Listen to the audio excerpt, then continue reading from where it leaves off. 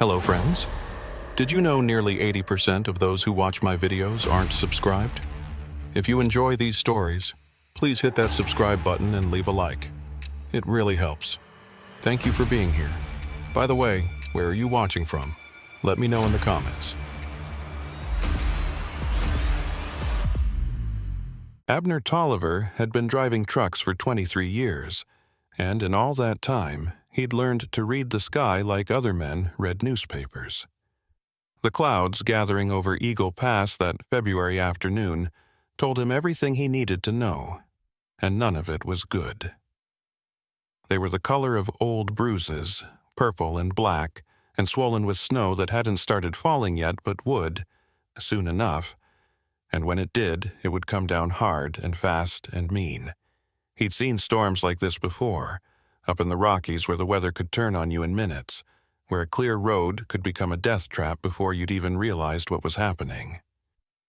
But Abner had a schedule to keep, and the load in his trailer, medical supplies bound for a hospital in Glenwood Springs, couldn't wait for better weather. People's lives depended on what he was hauling, and that meant he was going through Eagle Pass whether the storm wanted him to or not. The radio crackled with weather warnings as he guided his Peterbilt up the winding mountain road, the engine growling low and steady as it worked against the grade. The highway was empty, which wasn't unusual for this time of year, this time of day, but something about the emptiness felt wrong to Abner. It was too quiet, too still, like the mountain itself was holding its breath and waiting for something terrible to happen. He'd passed the last gas station 20 miles back, a dingy little place that looked like it hadn't seen a customer in months, and now there was nothing but asphalt and pine trees in the gathering storm. The first snowflakes started hitting his windshield around 3 in the afternoon, fat and lazy, drifting down from that bruised sky like they had all the time in the world. Abner turned on his wipers and kept driving. Within an hour, those lazy flakes had turned into a wall of white that reduced visibility to maybe 20 feet if he was lucky. The wind had picked up too, howling across the pass and buffeting the trailer hard enough that Abner had to fight the wheel to keep the rig straight. His headlights carved weak tunnels through the snow, illuminating nothing but more snow, endless and disorienting. The road had disappeared beneath a blanket of white that was already 6 inches deep and getting deeper by the minute. Abner had been through bad weather before. You didn't drive trucks in Colorado for over 2 decades without learning how to handle snow. But this was different. This was the kind of storm that killed people, that buried vehicles, and didn't give them back until spring. He should have pulled over, should have found somewhere to wait it out, but there was nowhere to pull over to. The shoulder had vanished under the snow, and even if he could find it, stopping now meant getting stuck. And getting stuck up here in this storm meant freezing to death in his cab, while the wind screamed outside and the snow piled higher and higher. So he kept driving, kept pushing forward through the whiteout, his hands locked on the wheel and his eyes straining to see anything, any landmark or sign that would tell him where he was or how far he had left to go. The radio had gone to static, just a hiss of white noise that matched the storm outside, and Abner had given up trying to find a clear station. He was alone up here, completely alone, and that thought settled into his gut like a stone. The heater in the cab was running full blast, but he could still feel the cold seeping in through the windows, could see his breath misting in the air despite the hot air blowing from the vents. The temperature outside had to be well below 0, and with the wind chill it was probably closer to -30. Nobody could survive long in weather like this. Nobody should even be out in it. That's when his engine started to sputter. The sound was soft at first, barely noticeable over the wind and the rattle of the cab, but Abner had been driving long enough to know what it meant. He felt his stomach drop as the Peterbilt lurched, the engine missing a beat, then another, then catching again, but running rough. He pressed the accelerator and got nothing, the truck slowing despite his best efforts, the engine coughing and choking like it was drowning, Abner swore under his breath and started looking for anywhere to pull off, but the storm had swallowed everything. He couldn't see the road anymore, couldn't see anything but white, and the truck was dying beneath him whether he liked it or not. The engine gave one last shudder and quit entirely. The sudden silence was deafening, broken only by the wind hammering against the cab and the tick-tick-tick of the cooling engine. Abner sat there for a moment, his hands still on the wheel, trying to process what had just happened. He turned the key and got nothing, not even the click of the starter trying to engage. The electrical system was dead, the dashboard dark, the heater silent. He tried again, pumping the accelerator like that might help, but the truck was done. Whatever had killed it, water in the fuel line maybe, or ice in the fuel filter, it wasn't coming back to life any time soon, and certainly not here, not in the middle of a blizzard with no tools and no shelter. Abner pulled his coat tighter and looked out the window at the storm. He couldn't stay in the cab. Without the engine running, without the heater, he'd freeze to death in a few hours, maybe less. He needed to find shelter, needed to find help, needed to do something other than sit here and wait to die. He remembered passing a sign a few miles back, something about a service station ahead, but he couldn't remember how far ahead it was supposed to be. A mile? 5 miles? In this storm, a mile might as well have been 100. But it was the only option he had, so he decided to walk.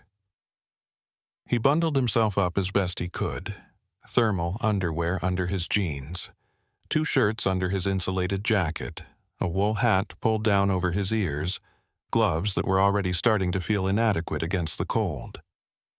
He grabbed a flashlight from the glove box, checked that it was working, and then stepped out into the storm. The wind hit him like a physical blow, stealing his breath and nearly knocking him off his feet. The cold was immediate and vicious, cutting through his layers like they weren't even there, finding every gap and seam and exploiting it mercilessly. Snow stung his face and clung to his beard, and within seconds he couldn't feel his cheeks or his nose. He turned his back to the wind and started walking, following what he hoped was the road, his flashlight beam swallowed by the blizzard almost as soon as it left the lens. Time stopped meaning anything. Abner walked and walked, one foot in front of the other, his body already starting to go numb from the cold. He couldn't see more than a few feet ahead of him, couldn't tell if he was still on the road or if he'd wandered off into the wilderness. His legs felt like lead, his lungs burned from breathing the frigid air, and every part of him screamed to lie down and rest, just for a minute, just long enough to catch his breath. But he knew that if he stopped moving, if he gave in to that exhaustion, he wouldn't get back up. The storm would bury him, and that would be the end of it. So he kept walking, kept pushing forward, even though he had no idea if he was walking toward safety or deeper into danger. And then through the curtain of snow he saw lights. They were faint and wavering, barely visible through the storm, but they were there. Yellow rectangles that could only be windows, a building, shelter. Abner felt a surge of hope that was almost painful in its intensity, and he stumbled toward the lights, his numb legs barely obeying him anymore. The building materialized out of the blizzard like something from a dream, a low, concrete structure with a flat roof and a flickering neon sign that read "Service Station" in red letters. Half the letters were dark, making it read "SE Ice Stay On," and the whole place had a derelict, abandoned look to it that made Abner hesitate for just a moment. But the alternative was freezing to death in the storm, so he pushed open the glass door and stumbled inside, bringing half the blizzard in with him. The interior was dimly lit by a few fluorescent lights that buzzed and flickered overhead, casting everything in a sickly yellow-green glow. The place looked like it hadn't seen a customer in years. The floor was covered in a layer of grime and tracked-in dirt. The walls were water-stained and peeling, and the shelves that lined the room were mostly empty except for a few dusty cans of motor oil and some packages of food that looked like they'd been there since the 70s. There was a counter near the back with an old-fashioned cash register sitting on it, and behind the counter was a doorway that led to what Abner assumed was a garage or workshop. The whole place smelled like stale cigarette smoke and mildew and something else, something sweet and rotten that made his stomach turn. But it was warm, or at least warmer than outside. The storm was a muffled roar beyond the walls, and Abner could feel sensations starting to return to his fingers and toes, painful pinpricks that made him wince. He called out a greeting, his voice hoarse and rough, but got no response. The place seemed deserted, which struck him as odd. If the lights were on, someone had to be here, right? Someone had to be maintaining the place, keeping the heat running. He called out again, louder this time, and waited. Still nothing. Abner moved deeper into the station, his boots leaving wet prints on the dirty floor.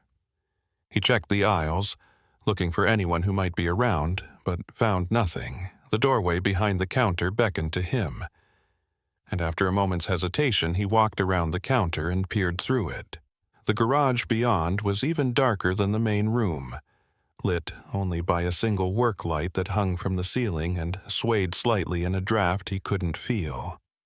There was a car up on a lift, an old sedan that looked like it had been there for decades, its tires rotted away and its body covered in rust. Tools were scattered on a workbench nearby, and there was a rolling tool chest against one wall, its drawers hanging open. That's when Abner saw the blood. It was on the floor near the workbench, a dark stain that had soaked into the concrete and spread out in a rough circle about 3 feet across. The stain was old, dried to a rust-brown color, but there was no mistaking what it was. Abner felt his pulse quicken as he stared at it, his mind trying to come up with innocent explanations and failing. That was too much blood to have come from a minor injury. Someone had been badly hurt here, or worse. He should leave. He should turn around and walk back out into the storm and take his chances with the cold, because whatever had happened in this garage, he didn't want any part of it. But the storm was still raging outside, and leaving meant dying. So, instead of running, Abner started looking around more carefully, trying to figure out what had happened here and whether whoever had caused that bloodstain was still around. The workbench held an assortment of tools, all of them old and grimy, and there were rags piled in one corner that were stiff with what looked like more dried blood. A clipboard hung on the wall nearby, and Abner pulled it down to examine it. The top page was a work order, dated from 3 years ago, for a brake job on a Ford pickup. The customer name was written in a cramped, almost illegible hand. J. Morrison. The order had never been completed. Below it were more work orders, all of them old, all of them incomplete, like the garage had just stopped operating one day in the middle of serving customers. Abner hung the clipboard back up and moved to the tool chest, pulling open drawers at random. Most of them contained what you'd expect: wrenches, screwdrivers, sockets, but one drawer near the bottom held something that made his blood run cold. It was full of identification cards, driver's licenses, credit cards, insurance cards, all of them jumbled together like someone had just dumped them in there without any thought to organization. Abner picked one up, a Colorado driver's license belonging to a woman named Sarah Chen, and stared at the photo. She was young, maybe 30, with a bright smile and dark hair pulled back in a ponytail. The license had expired 2 years ago. He dropped it back into the drawer and picked up another one, this time a credit card belonging to someone named Michael Dorsey, then another and another, each one belonging to a different person, each one adding to the growing sense of horror that was building in Abner's chest. These weren't just random cards that had been found or stolen. This was a collection. Someone had taken these cards from people, had kept them as trophies or reminders, and that someone had to be connected to this place. Abner's hands were shaking as he pushed the drawer shut, his mind racing. He needed to get out of here, needed to call the police, needed to do something other than stand here in this garage surrounded by evidence of God knew what crimes. But his phone had no signal. He checked it when he first came inside, and the storm outside was still too dangerous to risk. He was trapped here, in this place where terrible things had clearly happened, and all he could do was hope that whoever was responsible wasn't coming back. A sound from the main room made him freeze. It was soft, barely audible over the hum of the fluorescent lights and the distant roar of the storm, but it was there. Footsteps. Someone was walking across the floor of the station, their shoes scuffing against the grime-covered tiles. Abner's heart hammered in his chest as he looked around the garage for somewhere to hide, but there was nowhere to go. The room was too open, too exposed. If someone came through that doorway, they'd see him immediately. He grabbed a wrench from the workbench, hefting it in his hand, and backed up against the wall beside the doorway, where he'd be out of sight for at least a few seconds when they entered. The footsteps came closer, slow and deliberate, and Abner held his breath. He could hear his own heartbeat pounding in his ears, could feel sweat beading on his forehead despite the cold that still clung to him from his walk through the storm. The footsteps stopped just outside the doorway, and for a long moment there was nothing but silence. Then a voice called out, rough and suspicious and unmistakably male. "I know you're in there," the voice said. "Come on out where I can see you." Abner didn't move. He kept his grip on the wrench and waited. Every muscle in his body tensed. The voice came again, closer now, like the speaker was standing right on the other side of the wall. "Don't make this harder than it needs to be," the voice said. "You're trespassing on private property, and I got every right to defend it. So either you come out now, or I come in there and drag you out." Abner swallowed hard and made a decision. He couldn't hide forever, and whoever this person was, they already knew he was here. Maybe they were just a caretaker, someone who looked after the place and was understandably upset about finding a stranger in their garage. Maybe there was an innocent explanation for the blood and the IDs. Maybe. But Abner didn't believe that. Not really. And his grip on the wrench didn't loosen as he stepped around the doorway and into the main room. The man standing there was short and wiry, maybe 5'6", with a gaunt face and hollow eyes that looked too large for his skull. He was wearing grease-stained coveralls and work boots, and his hands were empty, held up at chest level in what might have been a gesture of peace if his expression hadn't been so hostile. His hair was thin and gray, slicked back from his forehead, and there was a nervous energy about him that made Abner think of a rat cornered in a cage. The man's eyes flicked to the wrench in Abner's hand and then back up to his face, and a thin smile stretched across his lips. "You won't need that," the man said. His voice was higher than Abner had expected, almost whining. "Name's Silas Creedy. I run this place. Or used to, anyway, before the state stopped sending people up this road. You got car trouble?" Abner lowered the wrench slightly but didn't put it down. "Truck trouble," he said. "Engine died about 2 miles back. I walked here through the storm." Silas nodded slowly, his eyes never leaving Abner's face. "That's a hell of a walk in this weather," he said. "You're lucky you didn't freeze. Come on inside. Warm yourself up proper. I got coffee on, and we can talk about getting your truck fixed once the storm blows over." Everything in Abner's gut told him not to trust this man, but he didn't see that he had much choice. He was still cold, still exhausted from his walk through the blizzard, and he needed shelter until the storm passed. So he nodded and followed Silas back toward the counter, keeping a careful distance between them.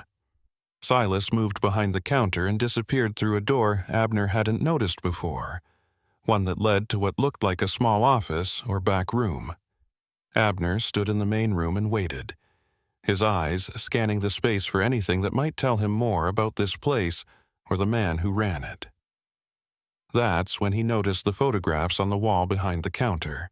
They were old, faded with age, and showed various people standing in front of the service station. Customers, probably, or employees. But as Abner looked closer, he realized that many of the faces in those photographs matched the faces on the IDs he'd found in the garage. Sarah Chen was there, standing beside a Ford sedan with a smile on her face. Michael Dorsey was in another photo, his arm around a woman who wasn't in any of the pictures. There were others too, dozens of them, all smiling and happy and completely unaware that they were posing for what might have been the last photographs ever taken of them. Abner felt his blood turn to ice. This wasn't a coincidence. This wasn't innocent. Silas Creedy had done something to these people, had taken their IDs and kept their pictures, and now Abner was trapped here with him, while the storm raged outside and nobody in the world knew where he was. He looked toward the door that Silas had disappeared through and made a decision. He wasn't going to wait around to find out what Silas had planned for him. He was going to leave, storm or no storm, and he was going to do it right now. He turned toward the front door and had taken exactly 3 steps when Silas emerged from the back room holding 2 mugs of coffee. The man's expression shifted when he saw Abner moving toward the exit, the false friendliness dropping away to reveal something cold and calculating underneath.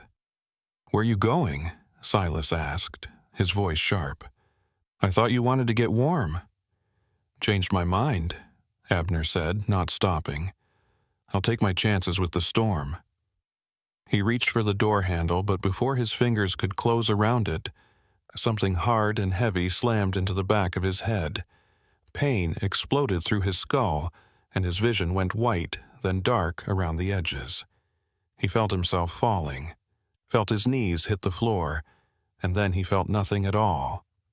Abner woke to the smell of rust and motor oil and something else, something organic and rotten that made his stomach heave. His head throbbed with a dull, persistent ache that pulsed in time with his heartbeat, and when he tried to move his hands, he found they were bound behind his back with something that felt like zip ties cutting into his wrists. His ankles were similarly restrained, and he was lying on his side on a cold concrete floor that pressed against his cheek. He kept his eyes closed for a moment, listening, trying to get his bearings before whoever had hit him realized he was awake. The storm was still audible, but distant now, muffled by walls and maybe distance, and he could hear other sounds closer by, the drip of water somewhere, the creak of metal settling, and breathing that wasn't his own. He risked opening his eyes just a crack, and found himself staring at a pair of work boots, maybe 6 feet away. The boots were old and scuffed, splattered with stains that were too dark to be mud, and above them were the grease-stained coveralls he'd seen before. Silas Creedy was sitting on a metal folding chair with his back to Abner, hunched over something Abner couldn't see, his movements quick and furtive like he was working on a project he didn't want interrupted. Abner could hear him muttering to himself, a low, continuous stream of words that were too quiet to make out clearly, but sounded like he was having an argument with someone who wasn't there. The space they were in was the garage Abner had explored earlier, he realized. The same room with the bloodstain and the car up on the lift. But now he was seeing it from floor level, and the bloodstain was much closer than he would have liked. The work light overhead swayed slightly in a draft, making shadows dance across the walls, and Abner used the movement to cover his own as he tested his restraints. The zip ties were tight, professional, the kind that wouldn't break no matter how hard he pulled. His fingers were already going numb from the restricted circulation, and his shoulders ached from having his arms wrenched behind his back. He couldn't see anything he could use to cut the ties, no sharp edges within reach, nothing but smooth concrete and that bloodstain spreading out beneath him like a prophecy. His phone was gone from his pocket, He could feel the empty space where it should have been, and his keys and wallet were gone too. Silas had stripped him of anything useful while he was unconscious, which meant this wasn't the man's first time doing this. He'd done it before, probably many times before, and he'd gotten good at it. Silas stood up abruptly and turned around, and Abner quickly closed his eyes again, trying to keep his breathing steady and deep, like he was still unconscious. He heard the footsteps approach, felt the presence of the other man looming over him, and then there was a sharp kick to his ribs that drove the air from his lungs and sent a bolt of pain through his chest. Abner gasped and curled in on himself instinctively, and Silas laughed, a high-pitched sound that had no warmth in it at all. "I know you're awake," Silas said, his voice coming from somewhere above Abner's head. "Been watching you for the last 5 minutes, seeing your eyes move under the lids. You're not as good at playing possum as you think you are, trucker man. Now, you gonna open your eyes and have a conversation with me, or do I need to kick you again to get your attention?" Abner opened his eyes and looked up at Silas, who was standing over him with his hands on his hips and an expression on his face that was equal parts amusement and contempt. Up close like this, Abner could see details he'd missed before: the yellowed teeth when Silas smiled, the broken capillaries in his nose and cheeks that spoke of too much drinking, the way his hands trembled slightly even when he was standing still. This was a man who was barely holding himself together, a man who was one bad day away from coming completely apart, and that made him more dangerous than someone who was calm and controlled. Unpredictable men did unpredictable things, and Abner had no idea what Silas was planning to do with him. "What do you want?" Abner asked, his voice rough and dry. His mouth tasted like blood where he'd bitten his tongue when he hit the floor, and speaking made his head throb worse. "You want money? My truck? Whatever it is, you can have it. Just let me go." Silas shook his head slowly, still smiling that unpleasant smile. "Can't do that," he said. "You've seen too much, poked your nose into things that weren't any of your business. That drawer in the tool chest, all them IDs and cards. You found those, didn't you? I could tell by the look on your face when I came back with the coffee. You were fixing to run, fixing to go to the police and tell them all about poor old Silas Creedy and his little collection. Can't have that. Can't have you ruining everything I built here." "I don't know what you're talking about," Abner said, trying to buy time, trying to think of any way out of this situation. "I didn't see anything. I was just looking for tools to fix my truck, that's all." "Don't lie to me," Silas said, and the smile dropped away completely, replaced by something cold and dead. "I hate liars worse than anything. You saw the IDs, you saw the pictures on the wall, and you put it together same as anyone would. You figured out what happened to all those people who stopped here over the years, all those folks who had car trouble or needed gas or just wanted to get out of the weather for a minute. You figured out that they never made it back to their cars, never made it home to their families, never made it anywhere except into a hole in the ground out back where nobody's ever going to find them." The casual way he said it, like he was discussing the weather or the score of a football game, made Abner's blood run cold. This man was insane, completely disconnected from normal human emotion or empathy, and he was admitting to multiple murders like it was nothing worth getting worked up about. Abner's mind raced, trying to calculate how many people were represented by the IDs in that drawer, how many bodies were buried somewhere on this property. How long Silas had been doing this? Years, probably, maybe decades. And the police had never caught him because Eagle Pass was remote, and the storms were frequent and people went missing in the mountains all the time. It was the perfect hunting ground for someone like Silas, and he'd been taking advantage of it for God knew how long. "You're not going to get away with this," Abner said, knowing, even as he said it, that it was a stupid thing to say.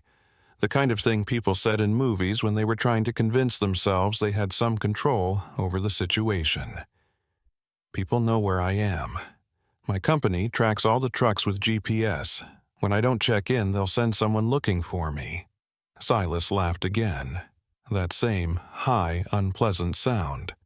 "Your truck's 2 miles from here, buried under 3 feet of snow by now," he said. "And this storm's just getting started. Weather Service says it's going to dump another 2 feet before morning, maybe more. By the time anyone comes looking for you, if they even bother, which I doubt, there won't be nothing to find. You'll be just another trucker who went missing in a blizzard. Happens all the time up here. Folks will shake their heads and say what a shame it was, and then they'll forget all about you and move on with their lives." He crouched down beside Abner, bringing his face close enough that Abner could smell the coffee on his breath and see the madness swimming in his eyes. "You want to know the funny thing?" Silas said, his voice dropping to a whisper. "I wasn't always like this. Used to be a regular mechanic, ran this station legit for years, had a wife, had a life, had everything a man could want. But then the highway department rerouted the interstate, moved all the traffic 10 miles west, and nobody came through here anymore. Business dried up, wife left me, and I was sitting here in this garage day after day with nothing to do and nobody to talk to. That's when the first one showed up." He paused, his eyes going distant like he was remembering something from a long time ago. "She was a college girl, car broke down right out front. Pretty thing. Reminded me of my daughter before she stopped calling. I helped her with the car, got it running again, and she thanked me and drove off. But I kept thinking about her, kept wondering what would have happened if I'd done something different, if I'd been a different kind of person, and then the next one came along, and I decided to find out." Abner felt sick listening to this, sick and terrified and furious all at once. This man was talking about murder like it was some kind of personal journey, some kind of experiment in human nature, and he clearly felt no remorse for any of it. The worst part was that he seemed to want Abner to understand, to see things from his perspective, like they were two reasonable men having a philosophical discussion instead of a killer and his bound victim lying on a blood-soaked floor. "You're insane," Abner said, putting as much contempt into his voice as he could manage. "You're a sick, twisted bastard, and I hope you rot in hell for what you've done." Silas's expression hardened, and he stood up abruptly, his hands clenching into fists. "Insane?" he said, his voice rising.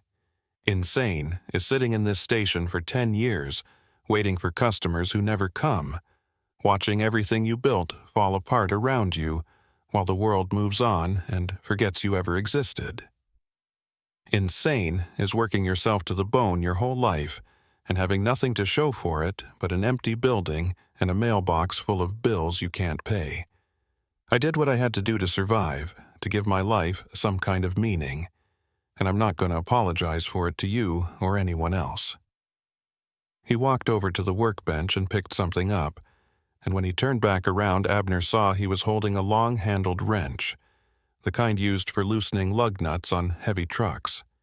The metal was old and pitted with rust, and there were dark stains on the handle that Abner knew weren't rust at all.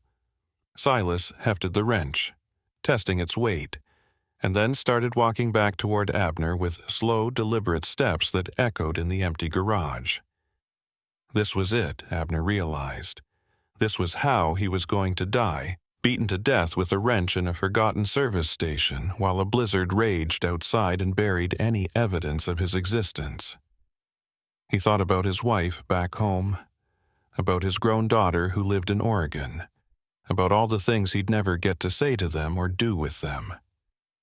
He thought about the medical supplies in his trailer that would never make it to the hospital, about the people who would suffer because he hadn't completed his delivery. And then he stopped thinking about anything except surviving the next few minutes. When Silas raised the wrench, Abner did the only thing he could do. He rolled. The wrench came down hard on the concrete where his head had been a second earlier, striking sparks and making a sound like a gunshot in the enclosed space. Abner kept rolling, his bound hands and feet making it awkward and graceless, but he managed to get some distance between himself and Silas. He fetched up against the base of the car lift and used it to push himself into a sitting position, his back against the metal frame, his eyes on Silas, who was already coming at him again with the wrench raised high. "Hold still, damn you!" Silas shouted, bringing the wrench down again. Abner twisted to the side and the wrench clanged off the lift's frame inches from his shoulder. The vibration traveled up the metal and into Abner's back, rattling his teeth, but at least the wrench hadn't connected with his skull. Silas was breathing hard now, his face flushed with exertion and rage, and he raised the wrench for another strike. But this time Abner was ready. As the wrench descended, he kicked out with both feet, catching Silas in the shin. It wasn't a hard kick. He didn't have the leverage or the strength for that with his ankles bound, but it was enough to throw off Silas's aim. The wrench glanced off Abner's shoulder instead of his head, sending a jolt of pain down his arm, but nothing worse. Silas stumbled backward, cursing, and Abner used the momentary reprieve to look around desperately for anything he could use to defend himself or cut his restraints. The garage was full of tools and equipment, but all of it was too far away to reach, and even if he could reach it, he wasn't sure what good it would do him with his hands tied behind his back. His eyes landed on the bloodstain again, that dark circle on the concrete that marked where someone else had died, and something inside him snapped. He wasn't going to die here. He wasn't going to become another trophy in Silas's collection, another face on the wall, another set of IDs in a drawer. He was going to fight, going to survive, and if that meant he had to get creative, then that's what he'd do. Silas had recovered and was advancing again, more cautious this time, keeping the wrench at the ready but not rushing in blindly like before. "You're just making this harder on yourself," he said, his voice strained. "I was going to make it quick, one hit and you wouldn't feel nothing. But now I'm thinking maybe I'll take my time, make you suffer for all the trouble you're causing me. How's that sound, trucker man? Want to find out how long a man can stay conscious while I work on him with this wrench?" Abner didn't answer. He was too busy watching Silas's feet, waiting for the right moment. When Silas took another step forward, Abner pushed off from the lift with his back and threw himself forward, head first, aiming for Silas's knees.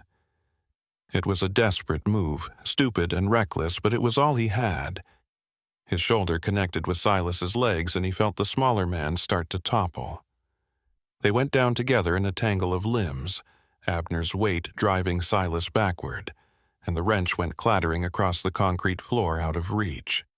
For a moment they just lay there, both of them trying to catch their breath. And then Silas started hitting Abner with his fists, wild punches that caught him in the ribs and the back and the side of his head. Abner couldn't defend himself with his hands tied, couldn't do anything but try to roll away and protect his head as best he could. One of Silas's punches caught him in the temple, and his vision exploded into stars, and he knew if he didn't do something right now, he was going to lose this fight. He twisted his body, trying to get his weight on top of Silas, and managed to get his knee into the smaller man's stomach. Silas grunted, and his punches faltered, and Abner pressed his advantage. He rocked forward, using his shoulder to pin Silas's chest, and then brought his head down as hard as he could. The headbutt caught Silas square in the nose, and there was a crunch of breaking cartilage. Silas screamed, a high keening sound, and blood poured from his nostrils down his face and into his mouth. He bucked and thrashed, trying to throw Abner off, but Abner held on grimly. He could feel his own strength starting to fail, could feel the exhaustion and pain catching up with him, but he couldn't let go. If he let go, Silas would get to the wrench or find another weapon, and then it would be over. So he held on, using his weight to keep Silas pinned, and tried to figure out what to do next. That's when he heard another voice, high and female and coming from somewhere near the doorway to the main room. "Silas, what the hell is going on back here?" Both men froze. Abner twisted his head to look toward the doorway and saw a woman standing there, middle-aged and heavy-set, wearing a waitress uniform with a name tag that read Marjorie. She had a coffee pot in one hand and a look of shock on her face as she took in the scene. Two men on the floor, one of them bleeding from a broken nose, the other with his hands tied behind his back, and a wrench lying abandoned on the concrete. Her eyes went wide, and the coffee pot slipped from her fingers, shattering on the floor and sending hot liquid splashing across the concrete. "Marjorie," Silas gasped, blood bubbling from his broken nose. "Help me.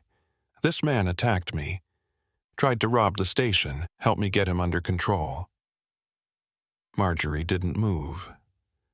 She just stood there staring, her face gone pale, and Abner could see her mind working, putting together the pieces same as he had earlier. She saw the blood stain on the floor, saw the way Silas was lying with his hands covered in blood that wasn't all from his nose, saw the photographs on the wall visible through the doorway behind her. And she understood. Abner could see the moment when understanding clicked into place, could see the horror and disgust wash over her features. "My God," she whispered. "Silas, what have you done?" "Don't listen to him," Abner said quickly, his voice urgent. "He's been killing people, Marjorie. He's been killing people who stop here and burying them out back. He was going to kill me, too. You have to call the police. You have to—" "Shut up!" Silas screamed, and he managed to get one hand free and grabbed Abner by the throat. His fingers dug into Abner's windpipe, cutting off his air, and Abner gagged and tried to pull away but couldn't with his hands still bound. Silas's face was inches from his own, twisted with rage and fear, and Abner could see the madness there plain as day. "Marjorie, don't listen to him. He's lying, trying to turn you against me. You know me. You've known me for 20 years. Would I do something like that?" Marjorie was backing toward the door, her hands up like she was trying to ward off something evil. "I don't know," she said, her voice shaking. "I don't know what you'd do, Silas. I thought I knew you, but looking at this—" She gestured vaguely at the garage, at the bloodstain, at the two men on the floor. "I don't know anything anymore." Silas's grip on Abner's throat tightened, and black spots started appearing in Abner's vision. He could feel himself starting to lose consciousness, could feel his body going limp, and he knew he had maybe seconds left before it was too late. He did the only thing he could think of and brought his knee up hard between Silas's legs. The effect was immediate.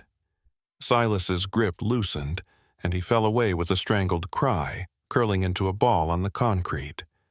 Abner rolled away gasping and coughing, trying to get air back into his lungs, and looked up at Marjorie, who was still standing in the doorway frozen.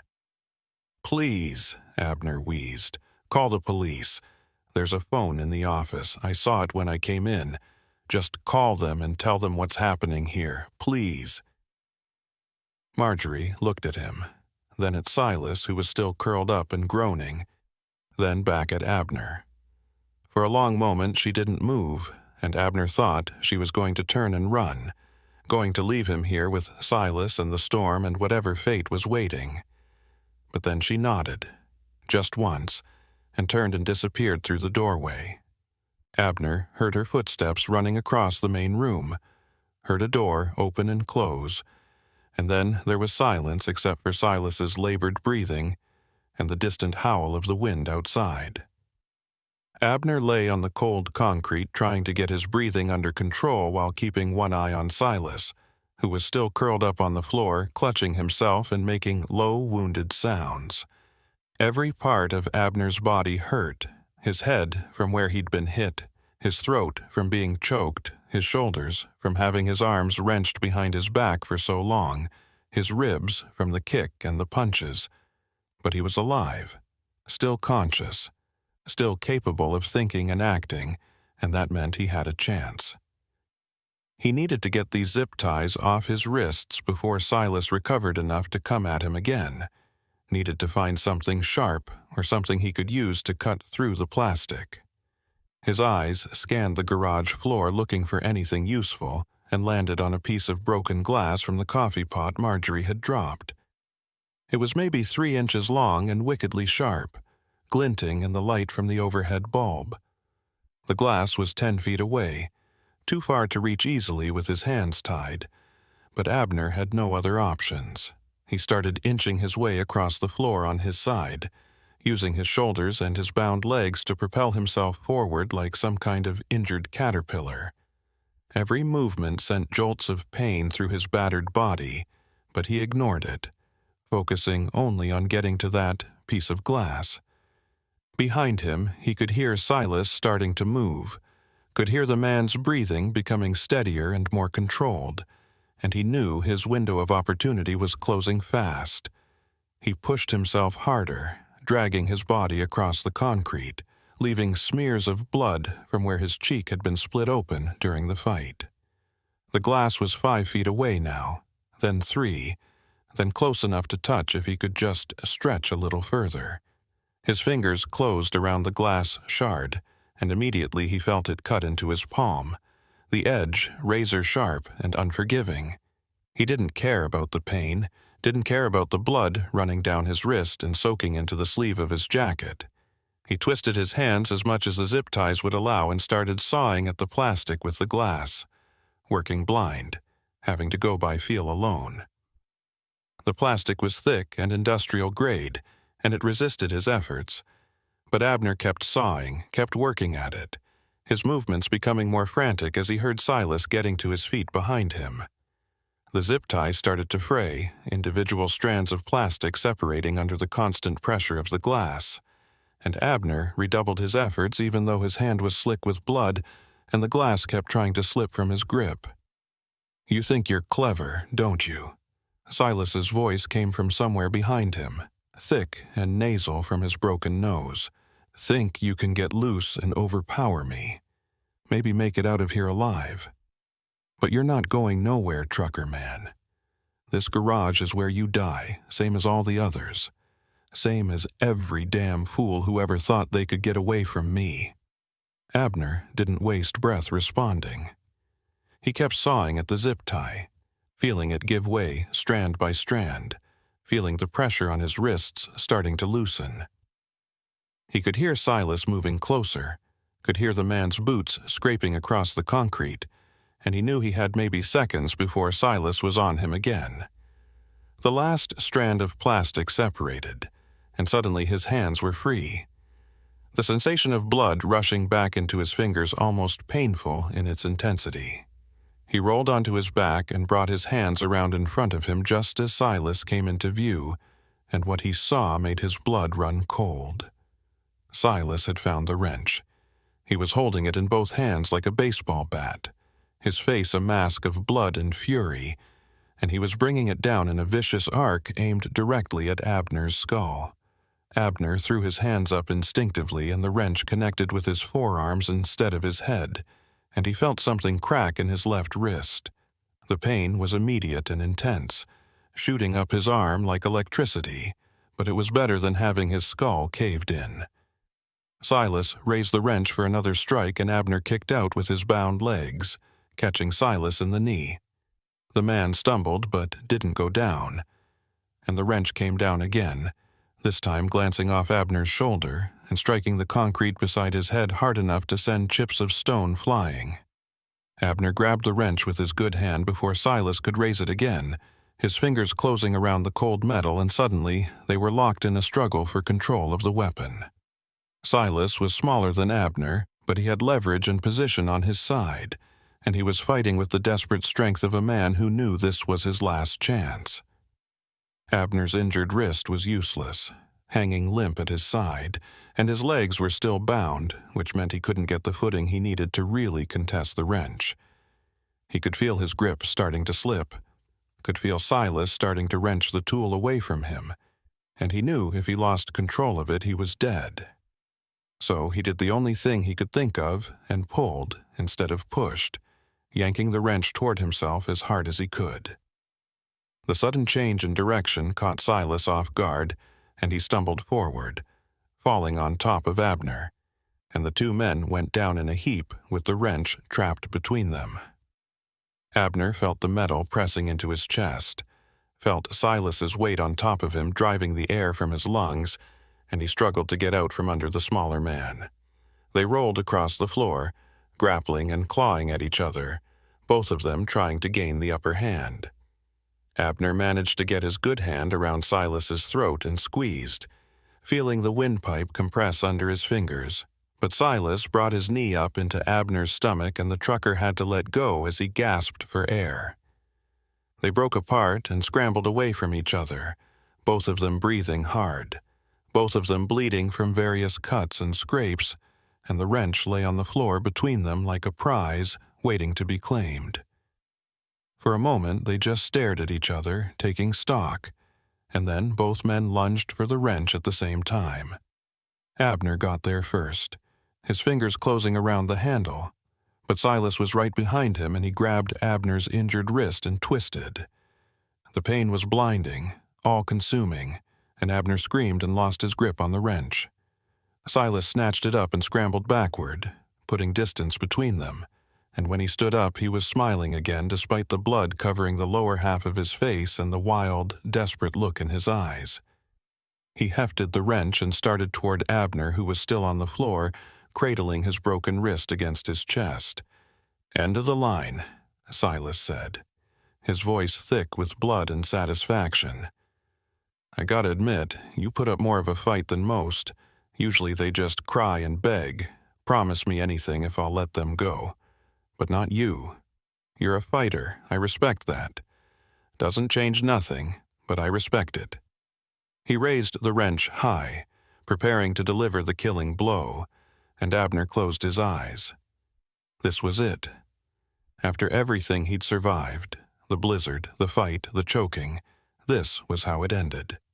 He thought of his wife one more time, pictured her face, and hoped she would forgive him for not being more careful, for not seeing the danger before it was too late. He waited for the impact, for the pain, and then the darkness, but it never came. Instead, he heard a sound like a melon being struck with a hammer, a wet thud that was somehow both soft and violent at the same time. He opened his eyes and saw Silas standing over him with a strange expression on his face, confused and surprised. And then the man toppled forward like a tree being felled. Silas hit the floor face first and didn't move. Behind him stood Marjorie, holding what looked like a length of iron pipe in both hands, her face pale and shocked and splattered with blood that wasn't her own. She was shaking so hard Abner could see it from where he lay, and the pipe dropped from her hands and rang against the concrete like a bell. She stared down at Silas's unmoving form and then up at Abner, and her mouth worked, but no sound came out at first. When she finally managed to speak, her voice was barely a whisper. "Is he dead?" she asked. "Oh God, is he dead? I didn't mean to. I just saw him about to. I couldn't let him." "I don't know," Abner said, his own voice rough and strained. He pushed himself up to a sitting position with his good hand and looked at Silas. The man wasn't moving, wasn't breathing that Abner could see, and there was blood pooling under his head from where the pipe had connected. "Check his pulse. Press your fingers against his neck and see if you feel anything." Marjorie shook her head violently, backing away from Silas's body. "I can't," she said. "I can't touch him. What if he wakes up? What if he—" "He's not waking up," Abner said, more harshly than he intended. "And even if he is alive, he's not going to be hurting anyone for a while. Did you call the police? Are they coming?" Marjorie nodded, still staring at Silas. "I called from the office phone, told them there was a fight, someone was hurt, they needed to send help right away. But the dispatcher said with the storm it might be hours before they can get anyone up here. The roads are completely impassable, everything's shut down. We're on our own until the weather clears." Hours. Abner felt his heart sink. Hours meant sitting here in this garage with Silas's body or near body, waiting and hoping the man didn't wake up and come at them again, hoping he didn't bleed out from his injuries, hoping the police actually showed up before something else went wrong. He looked down at his bound ankles and then at Marjorie. "Can you untie my legs?" he asked. "There should be something in the toolbox we can use to cut the zip tie." Marjorie blinked and seemed to come back to herself. She nodded and moved to the workbench, rifling through drawers until she found a pair of wire cutters. She knelt beside Abner and carefully cut through the zip tie around his ankles, and he felt the circulation start to return to his feet in a painful rush of pins and needles. He tried to stand, and immediately his legs buckled, too numb and weak to support his weight, and he had to grab onto the car lift to keep from falling. Marjorie steadied him with one hand on his arm, and together they managed to get him upright and leaning against the lift's frame. "Thank you," Abner said, looking at her directly for the first time since she'd hit Silas. "You saved my life. If you hadn't come back when you did, if you hadn't—" "Don't," Marjorie said, cutting him off. She was crying now, tears running down her face and dripping off her chin. "Don't thank me. I should have known. All these years I've been coming here, bringing Silas coffee and sandwiches from the diner, talking to him about nothing important, and I never knew what he was doing. Never suspected. What kind of person does that make me?" "The kind who couldn't have known," Abner said firmly. "People like Silas, they're good at hiding what they are. They seem normal, seem safe, right up until the moment they're not. You couldn't have seen it. Nobody could have." But even as he said it, he wondered if that was true. Had there been signs? Had there been things Marjorie or others had noticed over the years and dismissed or explained away? The isolated location, the empty station, the way Silas always seemed to be here alone with no family and no friends. Maybe those weren't signs of anything sinister. Or maybe they were and everyone had just been too polite or too busy to look closer. Abner supposed it didn't matter now. What mattered was that Silas was stopped, that the killing was over, that the families of all those people in the photographs might finally get some answers about what happened to their loved ones. He looked around the garage, really seeing it for the first time now that he wasn't fighting for his life. There was so much evidence here, so many traces of Silas's crimes if you knew where to look. The blood stain on the floor was just the most obvious. There were others, smaller stains that had been scrubbed but not completely removed, dark spots on the walls and the underside of the workbench. There were tools with suspicious stains, rags that were stiff with old blood, a drain in the floor that probably led to a septic system or a pit where Silas had disposed of evidence.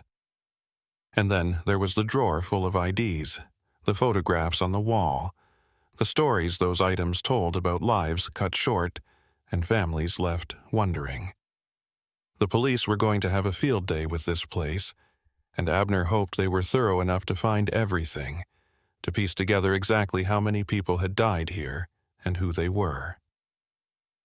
"We should get out of this garage," Marjorie said suddenly, her voice shaky but stronger than before.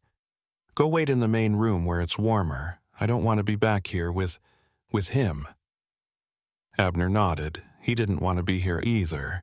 Didn't want to spend another second in this place where so many people had died, but he needed to make sure Silas wasn't going to get up and come after them again. He hobbled over to where Silas lay and, using his good hand, pressed 2 fingers against the man's neck just below the jaw. He felt around for several seconds, searching for a pulse, and found one, weak and thready but definitely there. Silas was alive, unconscious but alive, and that meant they needed to be careful. Abner looked around for something they could use to restrain him and spotted a coil of rope hanging on the wall. He pointed to it and Marjorie retrieved it, her hands still shaking, and together they managed to bind Silas's hands and feet, making the knots as tight as they could manage. It wasn't perfect. Abner's injured wrist made it hard to work, and Marjorie had never tied anyone up before. But it would have to do. They left Silas lying on the garage floor and made their way into the main room of the station. The lights were still buzzing overhead, and the storm was still howling outside, visible through the windows as a solid wall of white that showed no signs of letting up. Marjorie went behind the counter and started making fresh coffee, probably more for something to do with her hands than because either of them wanted any, and Abner sank down into a plastic chair near the front windows. His entire body felt like one giant bruise, and his broken wrist was swelling up and starting to turn purple. He needed medical attention, needed to have the wrist set and splinted properly, needed to be checked for internal injuries and concussion. But all of that would have to wait until the police arrived and the storm passed and the roads were clear enough to get an ambulance up here. He looked at the photographs on the wall again, seeing them differently now that he knew what they represented. Each face was someone who had stopped at this station expecting nothing more than gas or repairs or shelter from the weather, and each one had met their end at Silas's hands. How many were there? Abner started counting the photographs and stopped when he reached 30. 30 people, minimum, over who knew how many years. It was staggering, incomprehensible, the kind of body count you associated with serial killers who made national news, not small-time mechanics running forgotten service stations in the Colorado mountains. But that was probably how Silas had gotten away with it for so long. Nobody was looking for a killer up here. Nobody suspected that the quiet mechanic who fixed their cars and made small talk about the weather was murdering people and burying them in the woods. Marjorie brought 2 cups of coffee over and handed one to Abner. He took it with his good hand and sipped it carefully, feeling the heat spread through his chest. It was terrible coffee, burnt and bitter, but it was hot, and it gave him something to focus on besides the pain and the fear and the knowledge of how close he'd come to dying. Marjorie sat down in the chair next to him and stared out at the storm, her own coffee untouched in her lap. "I've worked at the diner in town for 15 years, she said after a long silence. Known Silas almost the whole time. He used to come in once or twice a week for breakfast. Always ordered the same thing. Eggs over easy, bacon, wheat toast. He was quiet, polite, always left a decent tip. When business at the station started drying up, I felt bad for him. Started bringing him food sometimes when I knew he probably wasn't eating right. He seemed lonely, you know, like he could use a friend." She laughed, a bitter sound with no humor in it. "Guess I was wrong about that. Guess you can't ever really know a person, no matter how long you've known them or how well you think you understand them. Makes you wonder who else in town might be hiding something like this. Makes you wonder if you can trust anyone." "You can't think like that," Abner said, even though he understood the impulse. "Most people are exactly what they seem to be. Silas was an aberration, an exception. You can't let what he did poison your view of everyone else." But even as he said it, he wasn't sure he believed it himself. The truth was that Silas had seemed like a normal person right up until he'd hit Abner over the head and tied him up in the garage. There had been no obvious warning signs, no flashing neon indicators that said, "This man is dangerous, stay away." And if Silas could hide what he was so effectively, who was to say there weren't others like him out there, hiding in plain sight, waiting for the right opportunity to reveal their true nature? It was a disturbing thought, one that Abner tried to push away but couldn't quite manage. They sat in silence for a while, drinking their terrible coffee and listening to the storm. Abner found his eyes drifting back to the photographs on the wall, studying the faces, wondering about their stories. Who had they been? Where had they been going when they stopped here? Did their families still wonder what happened to them, or had they given up hope years ago and moved on? He hoped the police would be able to identify all of them, hoped their families would at least get closure even if it came decades too late. It was small comfort, but it was something. The office phone rang suddenly, shrill and loud in the quiet of the station, and both Abner and Marjorie jumped. Marjorie set down her coffee and went to answer it, disappearing into the small office behind the counter. Abner could hear her talking but couldn't make out the words, and after a minute she came back out with an expression on her face that Abner couldn't quite read. "That was the police," she said. "They're sending officers as soon as they can, but the storm's even worse than they thought. Main highway is completely blocked by a jackknifed semi, and they can't get plows through until it's moved. They're saying it might be dawn before anyone can reach us. They want us to stay put, stay safe, and call them immediately if anything changes." Dawn. That was hours away still. Maybe 8 or 10 hours depending on when the storm finally broke and the plows could start working. 8 to 10 hours sitting in this station with an unconscious killer tied up in the garage and nothing to do but wait and hope he didn't wake up. Abner felt exhaustion pulling at him, his adrenaline finally starting to wear off and leaving nothing but pain and fatigue in its wake. His eyes felt heavy and his thoughts were starting to blur at the edges, but he knew he couldn't sleep. Someone needed to stay awake and keep watch, needed to make sure Silas stayed restrained and unconscious, needed to be ready to call for help if something went wrong. "You should try to rest," Marjorie said, as if reading his thoughts. "I'll keep watch. You've been through hell tonight. You need to conserve your strength." "So have you," Abner pointed out. "You're the one who had to hit him. You're the one who's going to have to live with that." "I'll live with it just fine," Marjorie said, and there was steel in her voice now. The same steel that had let her come back into the garage when she could have run, that had let her pick up a pipe and swing it at another human being's head. "He was going to kill you. Would have killed me too, eventually, once I knew what he'd done. I did what I had to do, and I'd do it again if I had to. Now stop arguing with me and close your eyes for a few minutes. I'll wake you if anything happens." Abner wanted to protest further, but he was too tired to put up much of a fight. He leaned back in the uncomfortable plastic chair and let his eyes drift shut. Just for a moment. Just to rest them. The storm continued its assault on the building outside, and somewhere in the back of his consciousness he was aware of Marjorie moving around the station, checking doors and windows, making sure everything was secure. He heard her footsteps retreat toward the office, and then there was nothing but the wind and his own breathing and the darkness behind his eyelids pulling him down into sleep. Abner woke to the sound of something scraping across concrete, a slow, deliberate sound that didn't belong in the empty quiet of the station. For a moment he couldn't remember where he was or why every part of his body hurt.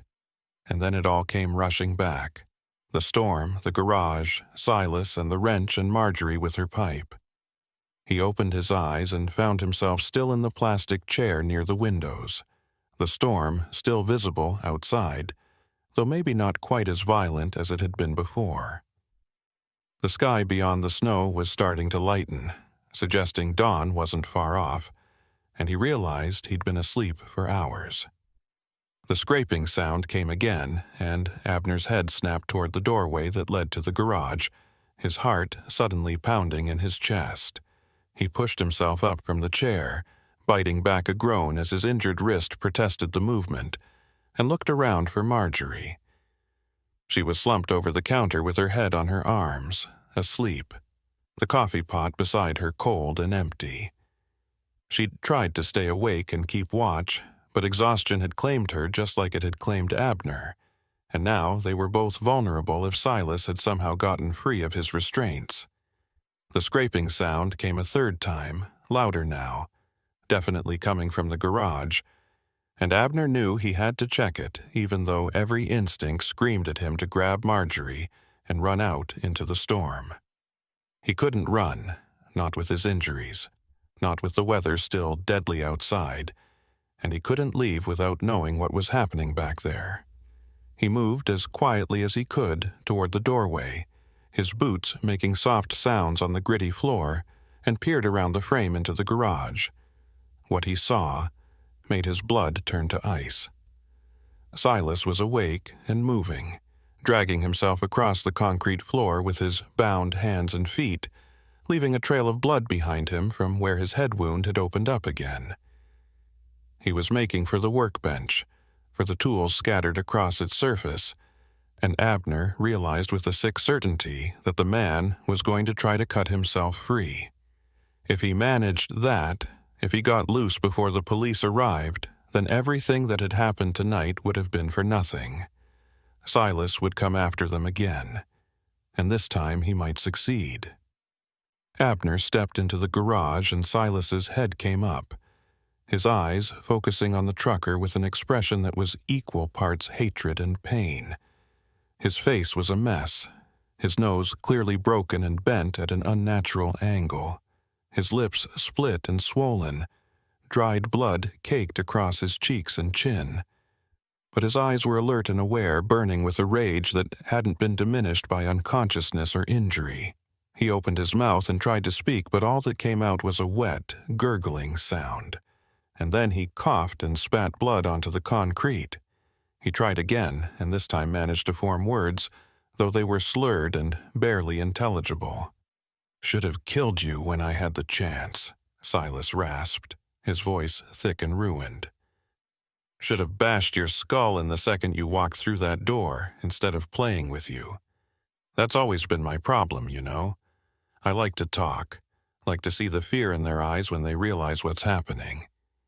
But you're different. You fought back. Nobody ever fights back?" Abner didn't respond.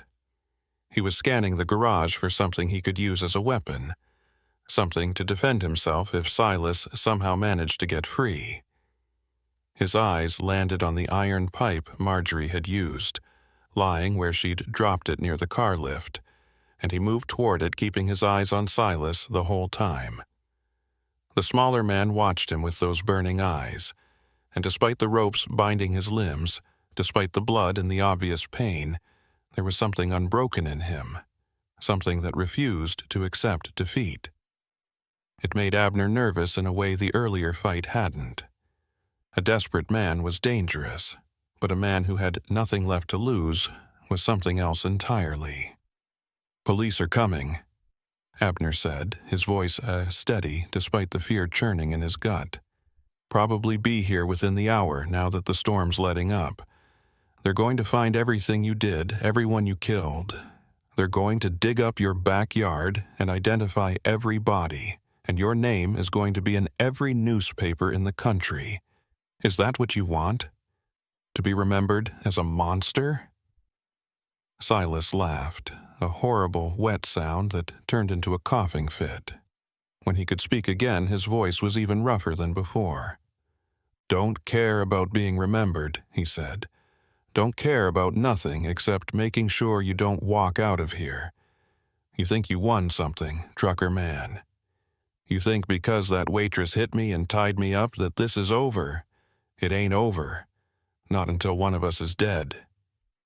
He started dragging himself forward again, faster this time, his bound hands clawing at the concrete and pulling his body along with a determination that was almost admirable in its single-mindedness. Abner picked up the pipe and hefted it, feeling its weight, and positioned himself between Silas and the workbench. He didn't want to hit the man again, didn't want to risk killing him or causing permanent damage, but he would if he had to. Self-defense, the police would call it. Justified use of force, but Abner knew that no matter what legal terms they put on it, he'd have to live with the memory of bringing a pipe down on another human being's skull, even if that human being was a serial killer who'd been trying to murder him. "Stay down," Abner said, raising the pipe slightly. "I don't want to hurt you again, but I will if you keep coming. Just stay down and wait for the police like a rational person." Rational. Silas spat the word like it was poison. "You want me to be rational? There ain't nothing rational about any of this. You came into my place, my sanctuary, and you ruined everything. 23 years I kept this going. 23 years, and nobody ever figured it out. Then you show up with your broken truck and your nosy questions, and suddenly it's all falling apart. So don't talk to me about being rational. Rational went out the window the second you walked through that door." He lunged forward suddenly, his bound legs kicking out and propelling him across the remaining distance between himself and Abner faster than should have been possible for a man in his condition. Abner swung the pipe reflexively, aiming for Silas's shoulder to disable rather than kill. But Silas rolled at the last second and the pipe struck the concrete instead, sending a jarring vibration up Abner's arms. Silas kept rolling and crashed into Abner's legs, his bound hands grabbing at the trucker's ankles, trying to pull him down. Abner stumbled and nearly fell, catching himself against the car lift with his good hand, and kicked out, trying to dislodge Silas. His boot connected with the man's ribs, and he felt something give way. Heard Silas grunt in pain, but the mechanic's grip didn't loosen. They struggled there for what felt like hours, but was probably only seconds. Silas trying to pull Abner down to the floor where he could bring the pipe to bear effectively. Abner trying to stay upright and keep his weapon. The pipe fell from Abner's hand with a clatter and rolled away, and suddenly the fight was reduced to its most basic elements. Two men grappling for dominance. Neither one willing to give in, both knowing that losing meant death. Abner brought his knee up hard into Silas's face, feeling the broken nose crunch further under the impact. And finally the mechanic's grip loosened. Abner pulled free and scrambled backward, breathing hard, and Silas lay on the floor making sounds that might have been crying or laughing or both. "Just give up," Abner said, his voice ragged. "You've lost, Silas. It's over. Stop fighting, and maybe you'll live long enough to stand trial. To at least tell your side of things. Isn't that better than dying here in this garage?" Silas rolled onto his back and stared up at the ceiling, his chest heaving, blood running from his nose and mouth down his neck and soaking into his coveralls. For a moment, Abner thought he was going to pass out again, hoped he would pass out and stay that way until the authorities arrived. But then Silas started laughing again, that same terrible wet sound, and turned his head to look at Abner with eyes that held nothing but contempt. "You still don't get it," Silas said. "There is no my side. There's just what I did and why I did it, and none of it matters now. You want to know the truth? I didn't enjoy it, not really. Wasn't some sick thrill or power trip. It was just something to do, something to give my days meaning when everything else had been taken away. Those people who died here, they were already lost, already disconnected from the world in ways they didn't even understand. I just helped them finish what they'd started. And yeah, maybe that makes me a monster in your eyes, but at least I'm a monster who admits what he is. At least I don't pretend to be something I'm not." The rationalization was chilling in its casualness. The way Silas had convinced himself that his victims had somehow deserved or wanted what happened to them. Abner had met plenty of people over the years who refused to take responsibility for their actions, who blamed circumstances or other people or fate itself for the choices they made. But this was something different. This was a complete abdication of morality, a rejection of the basic social contract that said you don't get to decide who lives and who dies based on your own twisted logic. And the worst part was that Silas genuinely seemed to believe what he was saying, seemed to think he'd been providing some kind of service by murdering travelers who had the misfortune to break down near his station. Before Abner could respond, he heard a sound from the main room, the scrape of a chair being pushed back, footsteps approaching. Marjorie appeared in the doorway looking disheveled and frightened, her eyes going immediately to Silas on the floor and then to Abner standing over him. She took in the scene quickly, the pipe lying nearby, the fresh blood on the concrete, the way both men were breathing hard and staring at each other with naked hostility. And something in her expression hardened. She walked over to where the pipe lay and picked it up, holding it in both hands, and positioned herself beside Abner. "Is he trying to escape?" she asked, her voice steady despite the fear Abner could see in her eyes. He was heading for the tools, Abner said, trying to cut himself loose. I stopped him. Marjorie nodded slowly and looked down at Silas with an expression that might have been pity or disgust, or some combination of both. The police called while you were back here, she said. They've cleared the highway and they're on their way. Said they should be here in 20 minutes, maybe less. We just have to hold on a little longer. 20 minutes. Abner felt some of the tension drain from his shoulders at the news. 20 minutes was manageable, was survivable. They could watch Silas for 20 minutes, could make sure he didn't get free or hurt himself or do anything else that might complicate the situation further. And then this nightmare would be over, and Abner could go home to his wife and his life and try to forget this place ever existed, except he knew he'd never really forget. Knew that the memory of this night would stay with him forever. The photographs on the wall, the bloodstain on the floor, the look in Silas's eyes as he talked about killing people like it was no more significant than changing oil in a car. Silas was staring at Marjorie now, his expression unreadable. You know I never would have hurt you, right, Marjorie? He said, his voice softer than before, almost pleading. All those years you brought me food and kept me company when I was lonely. You were a friend to me, a real friend. I wouldn't have done to you what I did to the others. You got to believe that. I don't believe anything you say, Marjorie replied, her voice cold. I don't even recognize you anymore, Silas. The man I thought I knew, the man I felt sorry for and tried to help, that person never existed. You were just wearing a mask this whole time, pretending to be human while you did inhuman things.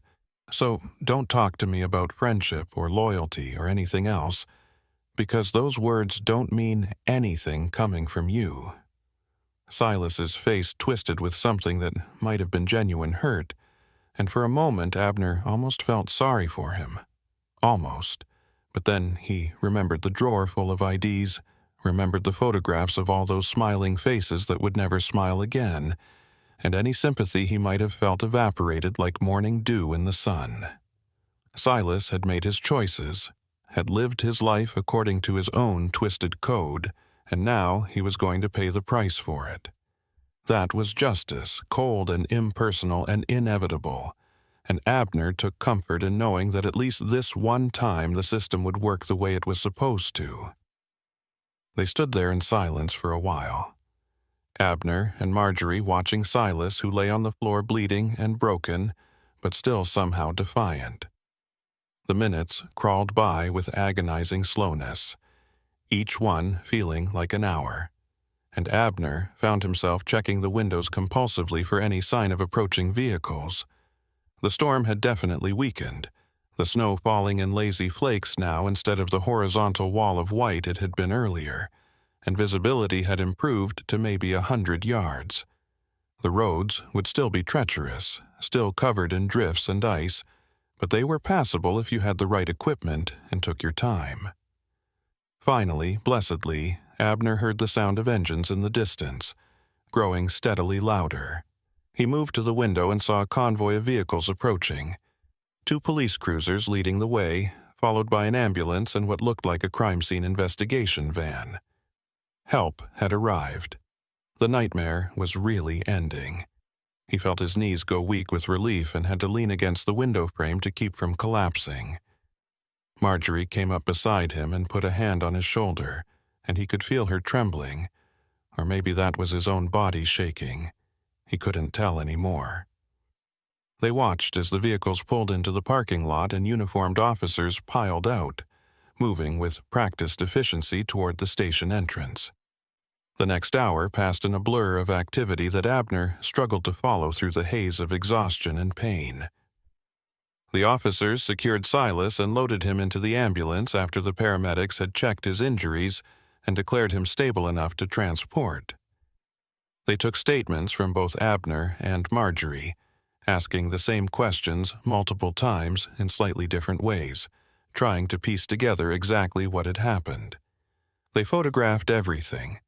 The garage, the bloodstains, the tool chest with its drawer full of IDs, the photographs on the wall. They brought in a cadaver dog that immediately alerted in several places in the woods behind the station, and Abner watched through the window as officers marked locations with bright orange flags that stood out stark against the white snow. A paramedic examined Abner's injuries and informed him that his wrist was definitely broken and probably needed surgery to set properly. They splinted it temporarily and gave him something for the pain, and suddenly the world took on a distant, dreamy quality that made everything seem less real and less immediate. He answered more questions from detectives who arrived in unmarked cars, telling them about finding the IDs and the photographs, about Silas's confession, about everything that had happened in the garage. He told them about the medical supplies in his trailer and gave them the contact information for the hospital that was expecting the delivery, and they assured him they'd make sure the supplies got where they needed to go. By the time they were done with him, the sun was fully up and the storm had passed completely, leaving behind a landscape of pristine white snow that sparkled in the morning light. It would have been beautiful if Abner hadn't known what was buried beneath that snow, how many lives had ended in this isolated place that looked so peaceful and innocent. The detectives told him he was free to go, but that they'd need him to come back in a few days to sign his official statement and possibly testify before a grand jury.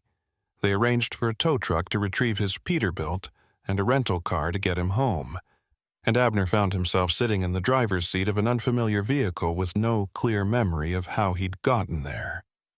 Marjorie knocked on his window before he could drive away, and he rolled it down to talk to her. She looked as exhausted as he felt, her face pale and drawn, her eyes red-rimmed from crying or lack of sleep or both. But there was something else there, too, something harder and more resilient, like she'd discovered reserves of strength she hadn't known she possessed. "You going to be okay?" she asked, and Abner noticed she was asking him instead of the other way around, which seemed backward given what she'd been through. "I think so," he said, though he wasn't entirely sure that was true. "You?" "I don't know yet," she admitted. "I keep thinking about all the times I was here, all the conversations I had with him, wondering if I could have done something different, said something that might have made him stop or at least made him get help. But I guess that's not how it works, is it? You can't save someone who doesn't want to be saved, can't make someone be good if they've decided they want to be evil." "He made his choices," Abner said firmly. "Whatever he did, whatever he was, that's on him. Not you. You need to remember that when the guilt tries to creep in, and it will try. You did everything right. You called the police. You came back when you could have run. You stopped him when he was going to kill me. You're a hero, Marjorie. Don't let anyone tell you different." She smiled at that, a small, tired smile that didn't quite reach her eyes, and patted his arm through the open window.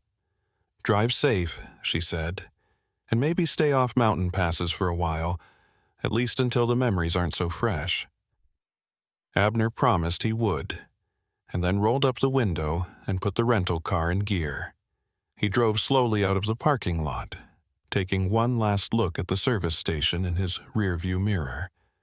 The place looked innocuous in the morning light, just another rundown building on a lonely stretch of mountain road, giving no hint of the horrors that had occurred within its walls.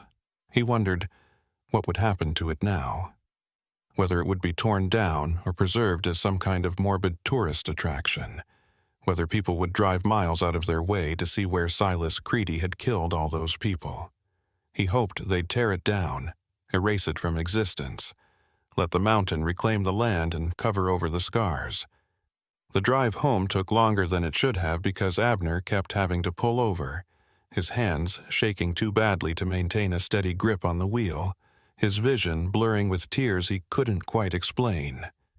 He'd survived, had come through an encounter with a serial killer and lived to tell about it.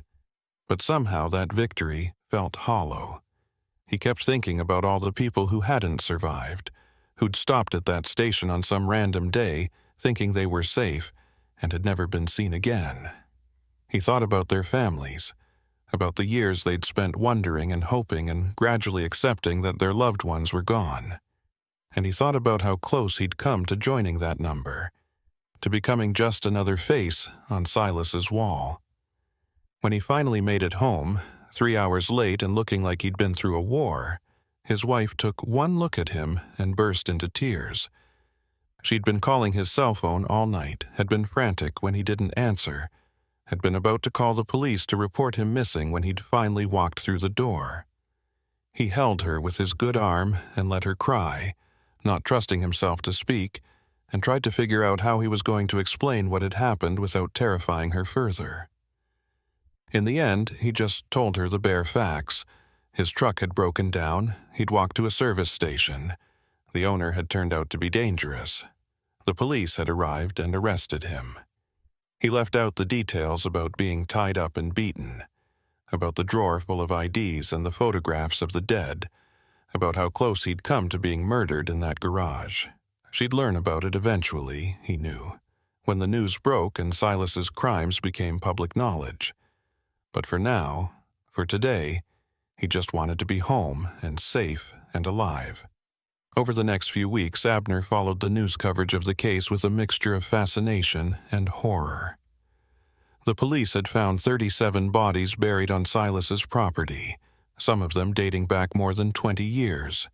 They'd identified most of them through dental records and DNA, had contacted the families, had held press conferences where they talked about the scope of the crimes and the investigation that was still ongoing.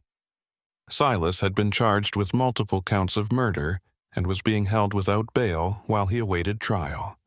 His lawyer had already indicated they would be pursuing an insanity defense, claiming Silas was mentally ill and not responsible for his actions, but the prosecutor was confident they could prove premeditation and get a conviction. Abner testified before the grand jury like he'd been asked to, spending 2 hours going over every detail of that night in the station. The prosecutor seemed satisfied with his testimony and told him he'd probably be called as a witness at trial when it eventually happened, which could be months or even years from now given how complex the case was. Abner said he'd be there, that he owed it to the victims to help make sure Silas was held accountable, even though the thought of having to see the man again made his stomach turn. He'd been having nightmares about that night, waking up in a cold sweat with the feeling of hands around his throat, or the sound of that wrench striking concrete echoing in his ears. His doctor had prescribed medication to help him sleep and recommended therapy to deal with the trauma, and Abner had reluctantly agreed to try it. His trucking company had been incredibly understanding about the whole situation, had given him paid leave to recover from his injuries and deal with the psychological aftermath. They'd even offered him a desk job if he didn't feel comfortable going back on the road, but Abner had declined. He wasn't going to let Silas Creedy take away something he loved, wasn't going to let fear dictate how he lived his life. So, as soon as his wrist healed and his doctor cleared him for work, he climbed back into his truck and started making runs again. It was harder than he'd expected. Every lonely stretch of road made him nervous. Every isolated building made him think of that service station. Every storm made him remember the blizzard that had nearly killed him. But he pushed through it, took the routes he was assigned, made his deliveries on time. He never drove through Eagle Pass again, though. Whenever he had a run that would take him that direction, he requested an alternate route even if it added hours to his trip. His dispatcher never questioned it, never asked why, just quietly rerouted him around that particular section of highway. Abner was grateful for the consideration, even though he knew he couldn't avoid that place forever. Eventually, he'd have to face it, have to drive past the location where the service station had stood and prove to himself that it couldn't hurt him anymore. But that day was far in the future, and for now, he was content to take the long way around. 3 months after that night, Abner received a letter in the mail from Marjorie. She'd moved away from the town near Eagle Pass, couldn't stand living there anymore with everyone looking at her and whispering about how she'd been friends with a serial killer.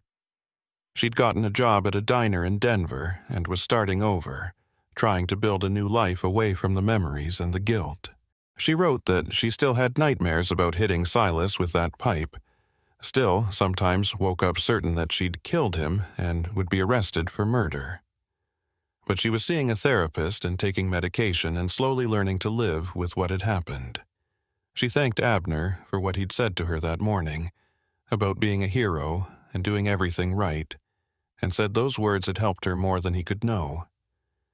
She hoped he was healing too, both physically and mentally, and she hoped their paths would cross again someday under better circumstances.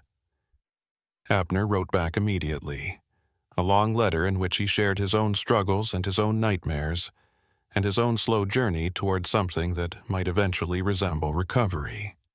He told her that she'd saved his life, and he would never forget that, would be grateful to her for the rest of his days. He told her that if she ever needed anything, ever wanted to talk to someone who understood what she'd been through, she could call him any time, day or night, and he'd be there. They corresponded regularly after that, became friends in a way that only people who've survived something terrible together can be friends, bonded by shared trauma and mutual understanding. The trial happened eventually, 18 months after that night in the garage. Silas pleaded not guilty by reason of insanity despite overwhelming evidence of his guilt and his own confession to Abner about what he'd done. The trial lasted 3 weeks, and Abner testified for an entire day, reliving every moment of his ordeal in excruciating detail for the jury. Silas sat at the defense table the whole time staring at him with those burning eyes, never showing any emotion or remorse, and Abner stared right back, refusing to be intimidated. The jury deliberated for less than 4 hours before returning a guilty verdict on all counts, and the judge sentenced Silas to life in prison without possibility of parole. Justice had been served, or at least as much justice as was possible for crimes that could never truly be paid for. But sometimes late at night when Abner was alone on the road, when he was driving through darkness with nothing but his headlights to guide him, he found himself thinking about that service station and wondering what would have happened if the storm had been less severe, if his truck hadn't broken down, if he'd made different choices that had led him somewhere else. Would Silas still be killing people, still collecting IDs and taking photographs, still burying bodies in the woods behind his station? Or would someone else have stumbled onto his secret and ended his reign of terror? There was no way to know, no way to untangle the web of chance and circumstance that had put Abner in that place at that time, and eventually he stopped trying to figure it out. What he knew for certain was that he'd survived something that 37 other people hadn't, and that knowledge carried weight he hadn't expected. He felt an obligation to live well, to make the most of the life he'd been given, to honor the memory of those who hadn't been as lucky. So he drove his routes and came home to his wife and spent time with his daughter and tried to find meaning in the ordinary rhythms of existence.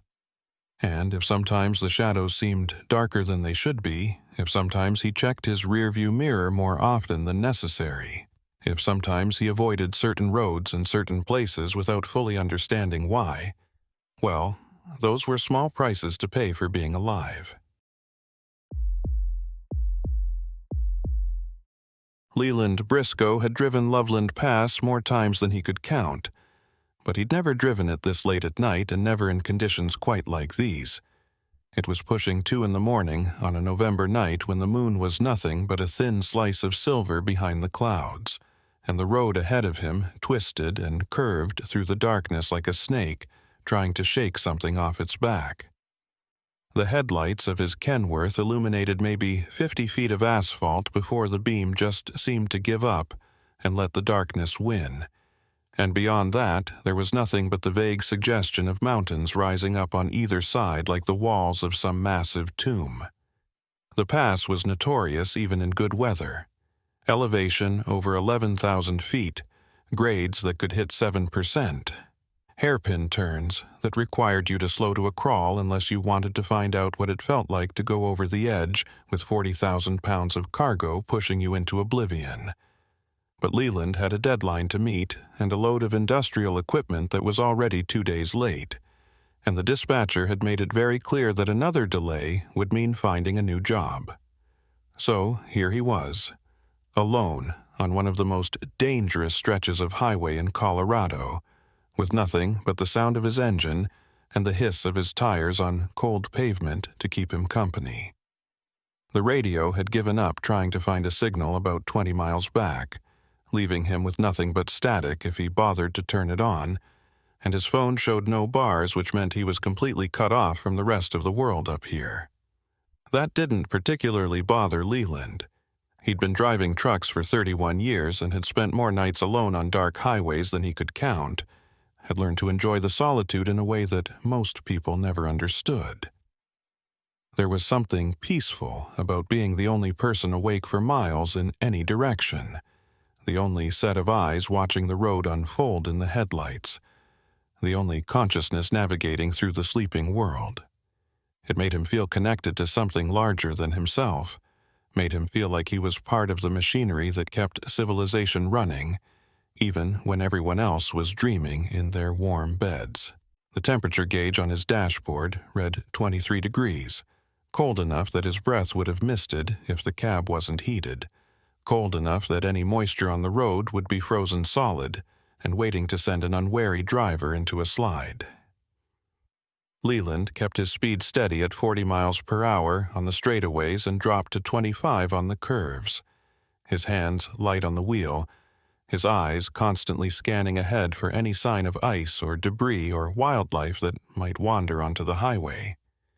He'd seen plenty of elk and deer up here over the years, had even seen a bear once crossing the road in the early morning light, and hitting one of those animals at speed would mean a totaled truck and probably a dead driver.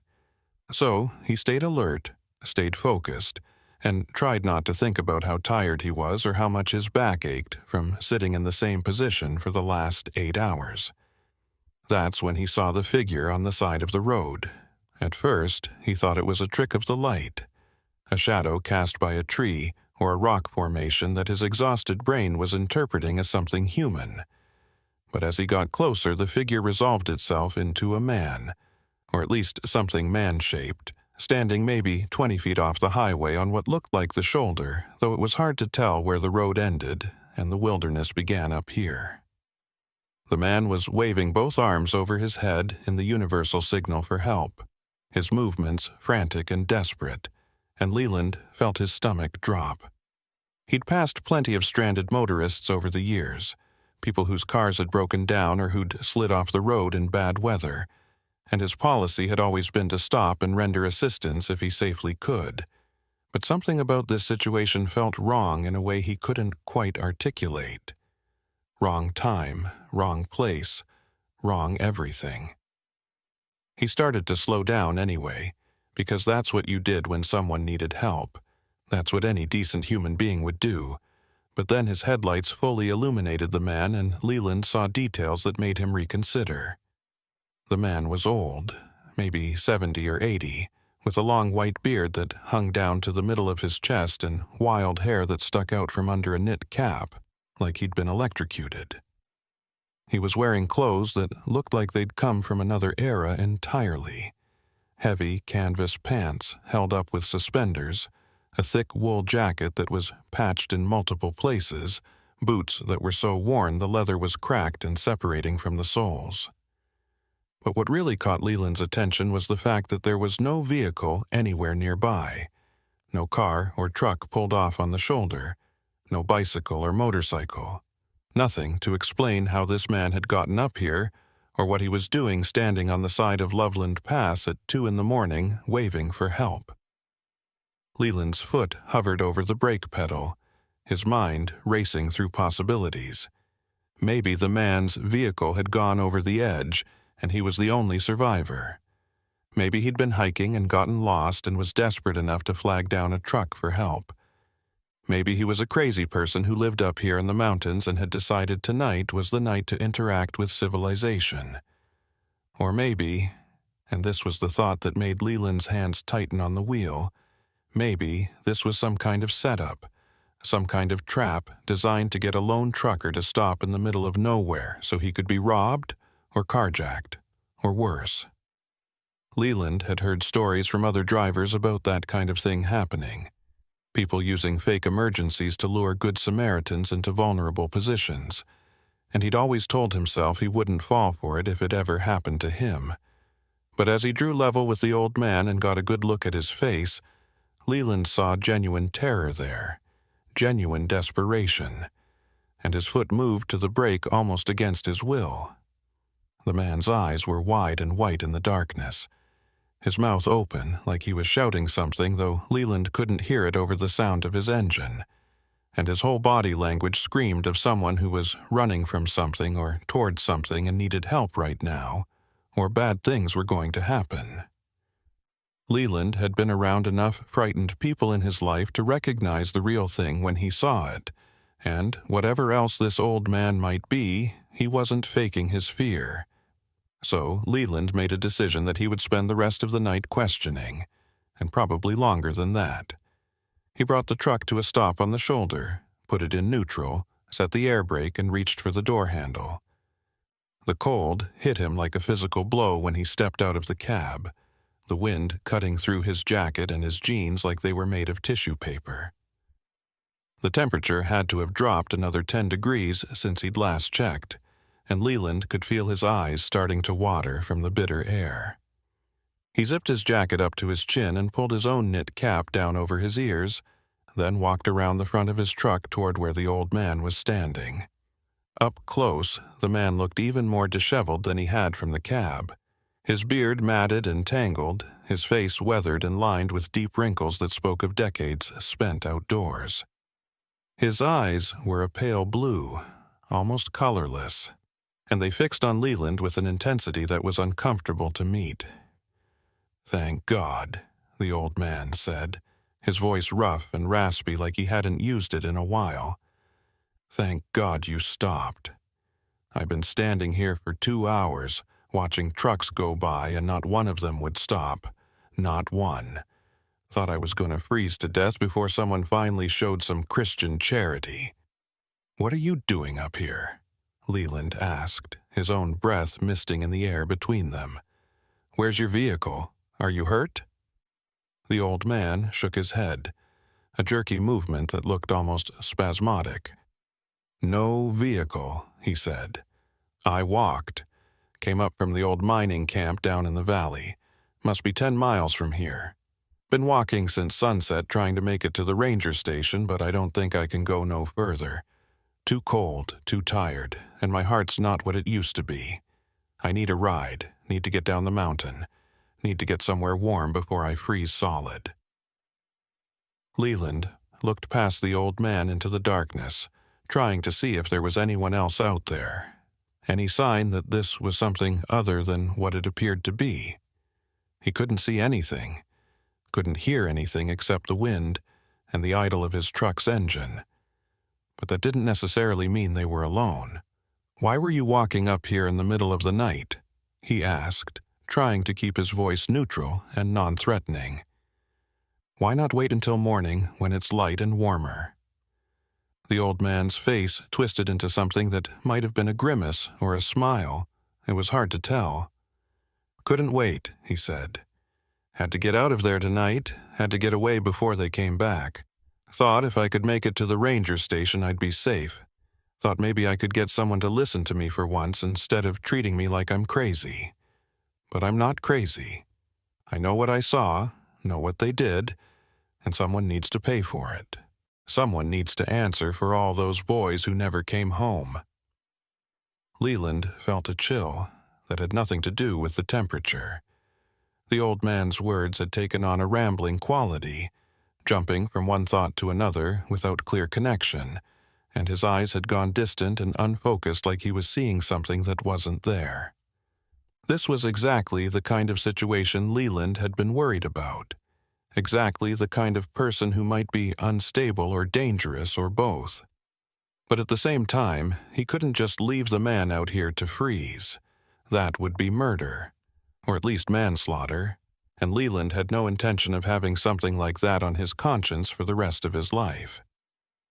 "All right," Leland said slowly, making his decision. "I can give you a ride down to the ranger station or into town, whichever's closer, but I need you to understand something first. I'm doing this as a favor, as one human being helping another, but I'm not going to tolerate any nonsense. You try anything strange, you make me uncomfortable in any way, and I'm putting you back out on the side of the road regardless of the weather. Are we clear?" The old man nodded eagerly, his face breaking into a gap-toothed smile. "Clear as crystal," he said. "I appreciate it more than you know, friend. Name's Ephraim Dunbar. Been living in these mountains most of my life. Used to work the mines back when there was still work to be had, before they closed everything down and left us to rot. I won't give you no trouble, I promise. Just need to get down the mountain and tell someone what I know before it's too late." Leland gestured toward the passenger side of the cab. "Let's get you inside where it's warm," he said. "We can talk more once we're moving." He climbed back up into the cab and leaned over to unlock the passenger door from the inside, then waited while Ephraim made his way around the front of the truck. The old man moved slowly, his gait stiff and limping, and it took him 3 tries to pull himself up into the cab. Once he was settled in the passenger seat, Leland got a better look at him in the dome light and didn't like what he saw. Ephraim's clothes were even more ragged than they'd appeared outside, with tears and stains that suggested he'd been living rough for a while.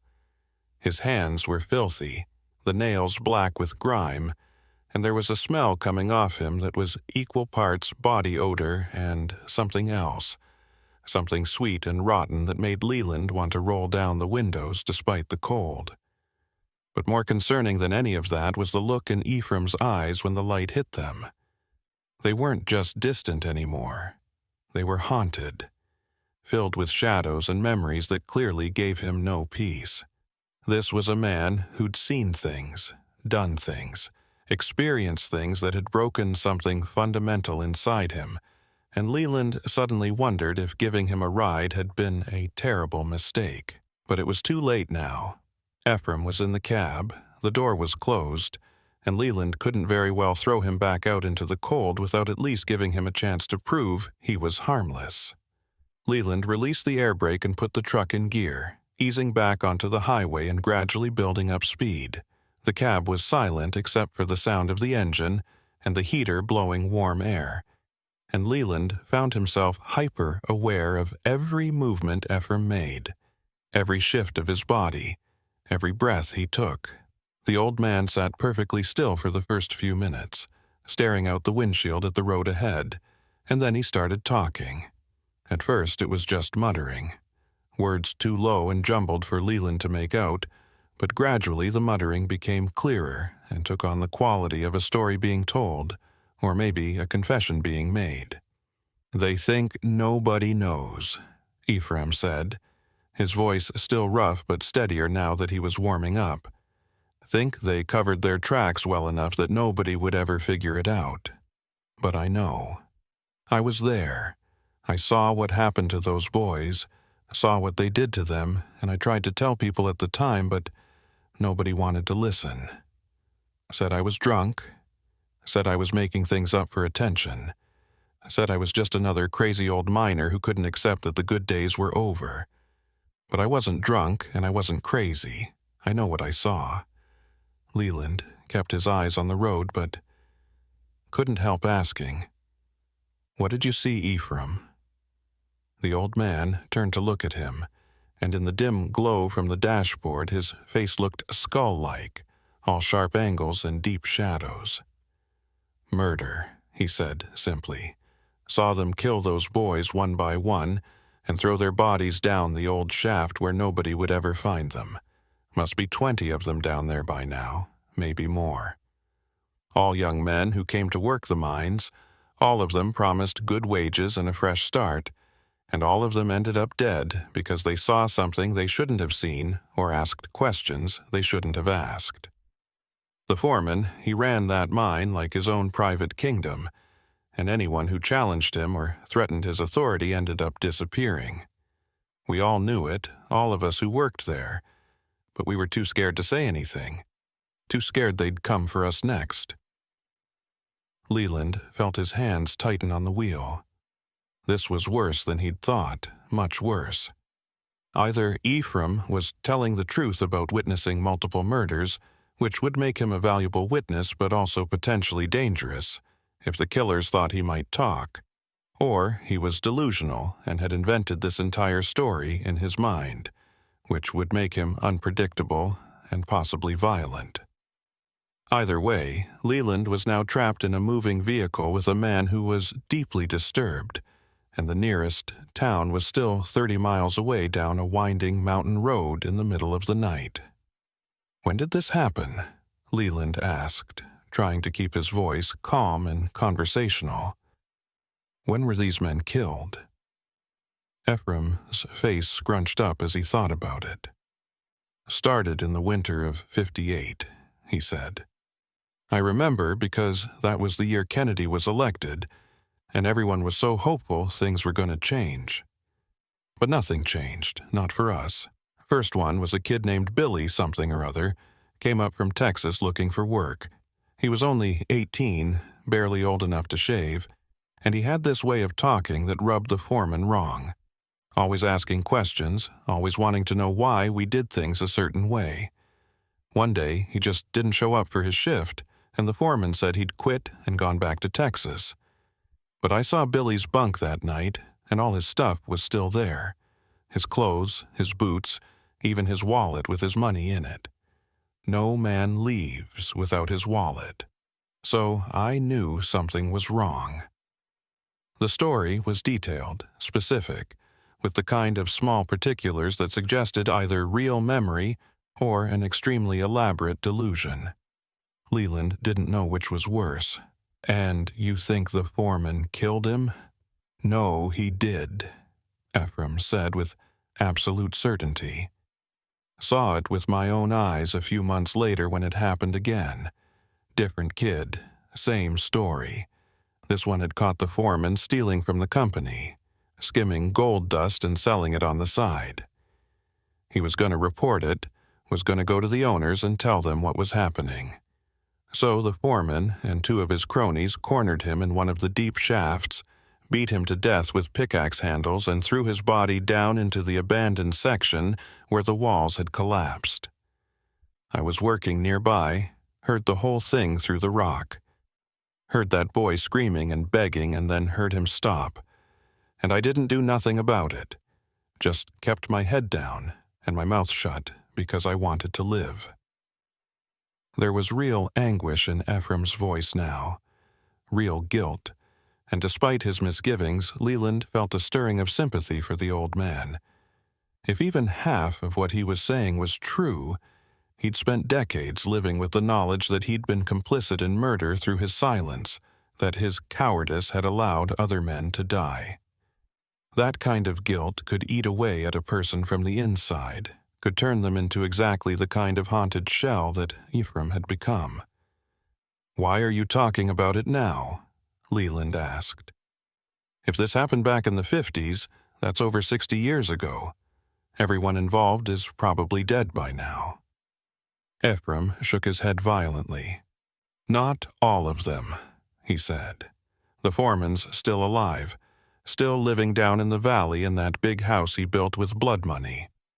Must be 90 years old by now, but he's still there. Still walking around free while those boys are rotting in the ground. And that's not right. That's not justice. Someone needs to pay. Someone needs to answer for what was done, and I'm the only one left who knows the truth. Everyone else who worked in that mine is dead or gone, scattered to the 4 winds. But I stayed. I couldn't leave, couldn't abandon those boys even though they're dead. Felt like if I left, if I stopped remembering them, then they'd really be gone. So I stayed in that old mining camp all these years, living in the ruins, trying to work up the courage to tell someone what I know." The mining camp. Leland knew about the old camps scattered throughout these mountains. Abandoned settlements that had sprung up during Colorado's mining boom and then died when the gold ran out or the companies went bankrupt. Most of them were nothing but foundations and collapsed buildings now, too remote and too damaged to be worth preserving, and the few that remained standing were used mostly by hikers and squatters. The idea that Ephraim had been living in one of those ruins for decades, alone with his guilt and his memories, was both tragic and deeply unsettling. "Why tonight?" Leland pressed. "Why did you decide to walk 10 miles in freezing weather in the middle of the night? Why not wait until morning and get a ride from someone?" Ephraim's face went dark, his expression shifting from guilt to fear in the space of a heartbeat. "Because they came back," he said, his voice dropping to barely above a whisper. "The foreman's grandson, he came to the camp yesterday. Don't know how he knew I was there. Don't know what he wanted. But he had questions. Was asking about the old mine, about the men who used to work there, about whether anyone was still alive who remembered those days. And the way he looked at me, the way he talked, he knows. He knows what his grandfather did, and he's trying to tie up loose ends, trying to make sure nobody can ever tell the story. Nobody can ever prove what happened. So I ran, waited until dark and started walking, figured if I could just get to the authorities and tell them everything before they found me, maybe those boys could finally get justice." It was a paranoid fantasy, had to be. The idea that someone would hunt down a 90-year-old witness to crimes committed over 60 years ago was absurd on its face, but the fear in Ephraim's voice was real, and the desperation that had made him walk 10 miles through the cold was real, and Leland found himself wondering if maybe there was more to this story than simple delusion. Maybe Ephraim really had witnessed murders back in the 50s. Maybe there really were bodies in an abandoned mine shaft somewhere. And maybe, just maybe, someone really did want to keep that secret buried along with the dead. The road ahead curved sharply to the right, and Leland downshifted, feeling the truck slow as he navigated the turn. They were descending now, dropping elevation as they wound their way down the eastern side of the pass, and in another 20 minutes they'd reach the town of Idaho Springs, where there was a sheriff's station and a hospital, and people who could help Ephraim, or at least evaluate whether he needed psychiatric care. Leland just needed to keep the old man calm and cooperative until they got there, needed to avoid spooking him or saying anything that might trigger an episode if he was genuinely mentally ill. "I believe you," Leland said, even though he wasn't sure that was entirely true. "And I think you're doing the right thing by going to the authorities. They'll be able to investigate your claims, check out the old mine, see if there's any evidence to support what you're saying. But you need to understand that it's been a long time, and memory can play tricks on us. Are you absolutely certain about what you saw?" Ephraim turned to look at him with those pale, colorless eyes, and there was something ancient and terrible in them that made Leland want to look away. "I'm certain," the old man said. "I can still hear their screams when I close my eyes. I can still see their faces, young and scared and not understanding why this was happening to them. I've spent 60 years living with those memories, and they haven't faded even a little bit. If anything, they've gotten sharper, more clear, like my mind is trying to make sure I never forget. So, yeah, I'm certain. Question is, will anyone believe me? Or am I just a crazy old man telling impossible stories?" Before Leland could answer, the truck's headlights swept across something on the road ahead that made his heart skip a beat. There was a vehicle parked across both lanes, blocking the highway completely, and as Leland hit the brakes and started slowing down, he could see it was an old pickup truck, dark green or maybe brown, with rust eating through the wheel wells and a windshield that was cracked in a spiderweb pattern.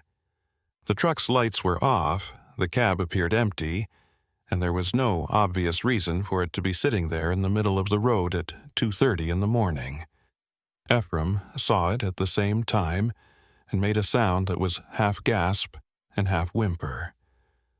"That's them," he said, his voice rising in panic. "That's his truck. The grandson's truck. He followed me. He knows where I am. Oh God, we have to go back, have to turn around." "Calm down," Leland said sharply, though his own pulse was hammering in his throat. He brought his rig to a complete stop about 30 yards from the pickup, close enough to see it clearly, but far enough that he could back up and turn around if he needed to. The pass was narrow here, but there was a turnout coming up behind them that he could use to execute a 3-point turn if necessary. "We don't know that's anyone following you. Could be a breakdown, could be someone having car trouble. I'm going to go check it out, see if anyone needs help." "Don't," Ephraim pleaded, grabbing Leland's arm with fingers that dug in like claws. "Don't get out of the truck. That's what they want. They want you separated from your vehicle so they can what?" Leland interrupted, pulling his arm free. "Look, I appreciate that you're scared, but I can't just leave a vehicle blocking the road. What if someone comes around that curve going too fast and slams into it? People could die. I'm going to check it out, make sure nobody's hurt, and then we'll figure out what to do.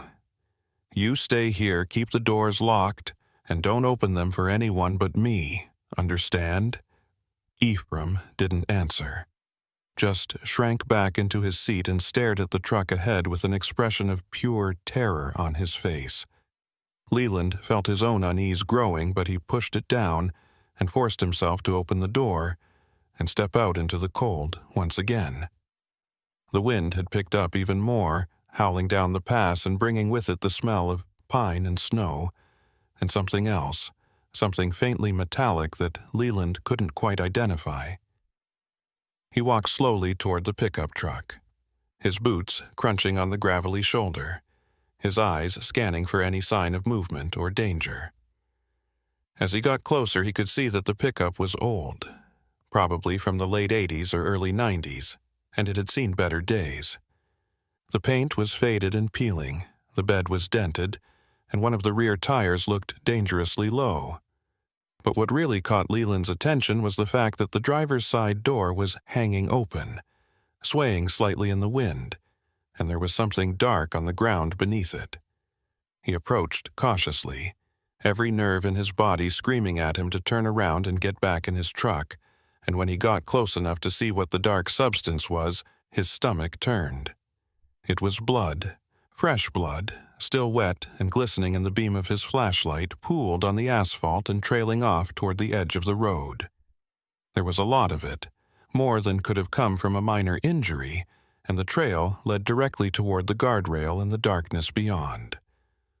Leland felt his mouth go dry as he followed the trail with his light, seeing where it disappeared over the edge, and he knew with absolute certainty that something terrible had happened here. He should call the police, should get back in his truck and drive until he had cell service and report this immediately. But some impulse he didn't fully understand made him walk to the guardrail and look over the edge.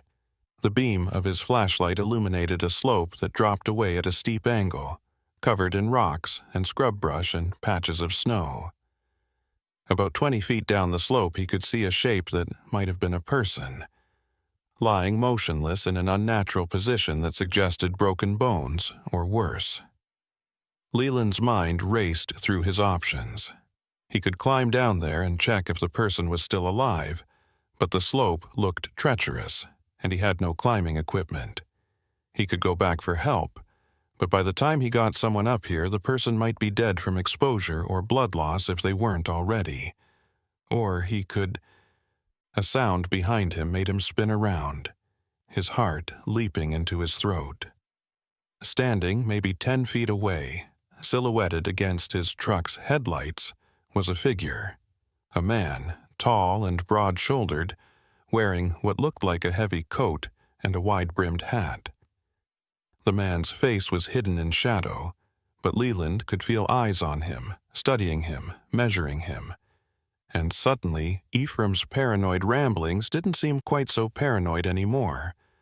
Leland's hand instinctively went to his belt where he kept a folding knife, Not much of a weapon, but better than nothing if this turned into the kind of situation where he needed to defend himself. The figure didn't move, didn't speak, just stood there like a statue blocking the path back to Leland's truck, and the silence stretched out between them until it became almost unbearable. Leland could hear his own breathing, loud and ragged in his ears, could hear the wind whistling through the rocks, could hear the distant rumble of his truck's engine still idling. But from the figure came nothing, no sound at all, and that somehow made it worse. "Who are you?" Leland finally managed to ask, his voice coming out rougher than he intended. "This your truck? There's someone down that slope. Looks like they might be hurt bad. You know anything about that?" The figure took a step forward, and the headlights caught enough of his face for Leland to see details. He was younger than Leland had expected from the silhouette, maybe 40 or 45, with a lean, hard face that looked like it had been carved from the same granite as the mountains around them. His eyes were dark and deep-set, shadowed by the brim of his hat, and there was something predatory in the way he moved, something that reminded Leland of a wolf circling prey. The man's coat hung open despite the cold, and Leland could see he was wearing a flannel shirt underneath, and hanging from his belt was what looked unmistakably like a holster with the grip of a revolver visible in the dim light. "That's my grandfather down there," the man said, his voice flat and emotionless. "He's dead.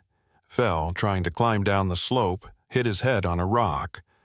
I was going to call it in once I got back to town, but then I saw your truck coming and figured I should block the road, make sure nobody else came through until the authorities could get here. Name's Conrad Hollis. I'm the sheriff over in Silver Creek, about 15 miles from here." The explanation was reasonable, logical, exactly the kind of thing an officer of the law might do in this situation. But something about the way Conrad said it, the complete lack of emotion when talking about his grandfather being dead, made Leland's skin crawl. And there was the small matter of what Ephraim had said about the foreman's grandson coming to the mining camp, asking questions, trying to tie up loose ends. Could this be the same person? Could Conrad Hollis be the grandson Ephraim had been running from? "I'm sorry for your loss," Leland said carefully, keeping his eyes on Conrad's hands and the gun at his belt.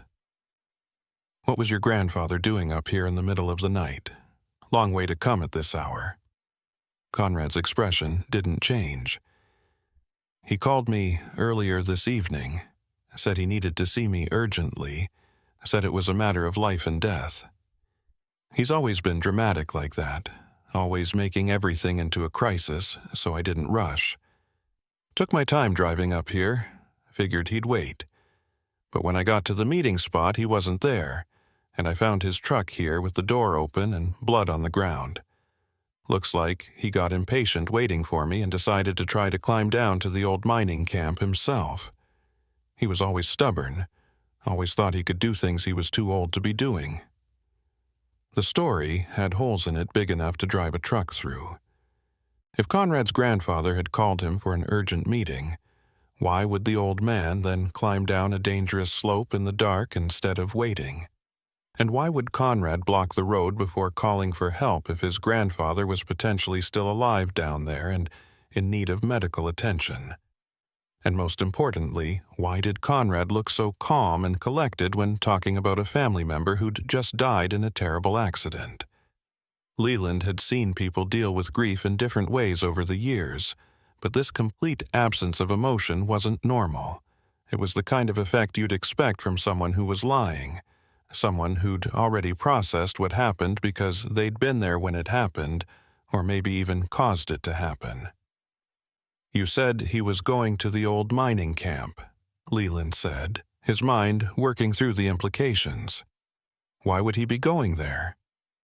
Conrad shrugged, a casual gesture that seemed grotesque given the circumstances. "No idea. He'd been acting strange lately, talking about the past, bringing up old stories from when he worked the mines. I think maybe dementia was setting in, making him confused about what was real and what was memory. He kept saying he needed to show me something, needed to make sure I understood what really happened back then, but he never made any sense when he talked about it, just rambled on about mistakes and guilt and justice. Old man talk, you know how it is.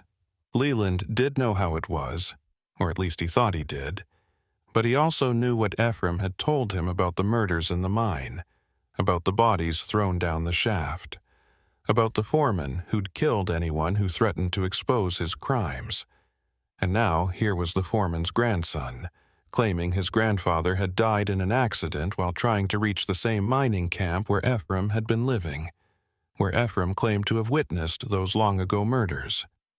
The coincidence was too perfect, too convenient, and every instinct Leland had developed over 3 decades of driving through the night and dealing with strangers was screaming at him that Conrad Hollis was lying through his teeth. "I've got someone in my truck who might know something about this," Leland said, making a decision that he knew might be dangerous but couldn't see any way around. "Old man named Ephraim Dunbar. Says he used to work at that mining camp. Flagged me down a few miles back asking for a ride. He's pretty shaken up, talking about people following him, but maybe he saw what happened to your grandfather." The change in Conrad's expression was subtle, but unmistakable. His eyes sharpened, his posture shifted slightly, and suddenly he looked less like a grieving grandson and more like a hunter who'd just spotted his quarry. "Ephraim Dunbar," he said slowly, tasting the name. "Yeah, I know that name. My grandfather mentioned him a few times, said he was the last one left from the old crew, said he'd been living rough in the abandoned camp for years, probably out of his mind by now. That who you picked up?" "That's him," Leland confirmed, watching Conrad's face carefully. "He seems pretty confused, like you said, talking about old crimes, saying people are after him. I was taking him down to Idaho Springs so he could talk to the police, get some help. But if you're a sheriff, maybe you can take him off my hands, get him the assistance he needs." Conrad nodded slowly, his hand drifting almost casually toward the gun at his belt. "Yeah, I can take care of him," he said, and there was something in his voice that made Leland's blood run cold. "Why don't you go get him? Bring him out here so we can all talk. I'd like to hear what he has to say about my grandfather. Might help me understand what the old man was thinking tonight." Every fiber of Leland's being was telling him not to do that, not to bring Ephraim out here where Conrad could get his hands on him. But he couldn't think of a good excuse to refuse without tipping Conrad off that he was suspicious, without potentially escalating the situation into violence. So he nodded and started walking back toward his truck, his mind racing through scenarios and options. He could drive away, just get in the cab and drive right past Conrad's truck, push it out of the way if he had to. The Kenworth weighed 40 tons loaded, more than enough to move an old pickup. But that would mean leaving Conrad's grandfather down the slope if he was somehow still alive, and it would mean becoming a fugitive if Conrad really was a sheriff and decided to report Leland for leaving the scene of an accident. Or he could bring Ephraim out and see what happened, try to defuse the situation through conversation and reason.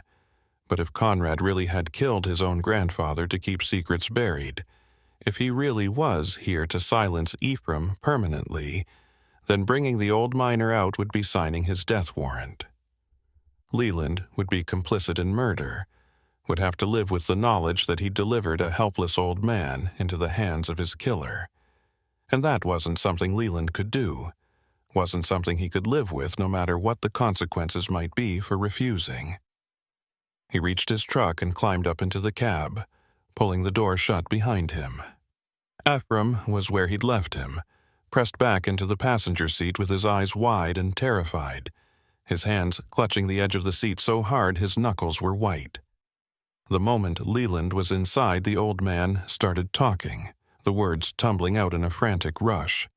"That's him, isn't it? That's the grandson, the one who came to the camp. I told you he was following me, and you didn't believe me, but I was right. He's going to kill us both, going to make it look like an accident, same as he did with all those others. We have to go, have to get out of here right now before he—" "Calm down," Leland said, though he was far from calm himself. His hands were shaking as he reached for the gear shift, and he could feel sweat beading on his forehead despite the cold. "He says he's a sheriff, says his grandfather fell down the slope and died, but I don't believe him. Something about his story doesn't add up, and the way he reacted when I mentioned your name. He knows who you are, Ephraim. He knows what you know." Ephraim let out a sound that was half sob and half laugh. "Of course he knows," the old man said. "His grandfather told him everything before he died, made him promise to protect the family name, protect the secret. That's why he came to the camp yesterday. That's why he's here now. He's cleaning up loose ends, making sure nobody can ever tell the truth about what happened in that mine. And we're loose ends. Both of us. He can't let us leave here alive. He said his grandfather is dead down at the bottom of that slope," Leland said, putting the pieces together in his mind. "But I don't think it was an accident. I think Conrad killed him. Maybe because the old man was having second thoughts about keeping the secret. Maybe because he was going to confess to what he'd done. And now Conrad needs to get rid of you before you can tell anyone what you witnessed. And he needs to get rid of me because I'm a witness to whatever he's planning to do." The logic was sound, even if it was based mostly on intuition and suspicion rather than hard evidence. But Leland had learned to trust his intuition over the years, had seen too many situations where ignoring that little voice in the back of his head had led to trouble. And right now, that voice was screaming at him to get out of here, to put as much distance as possible between himself and Conrad Hollis before things went from bad to worse.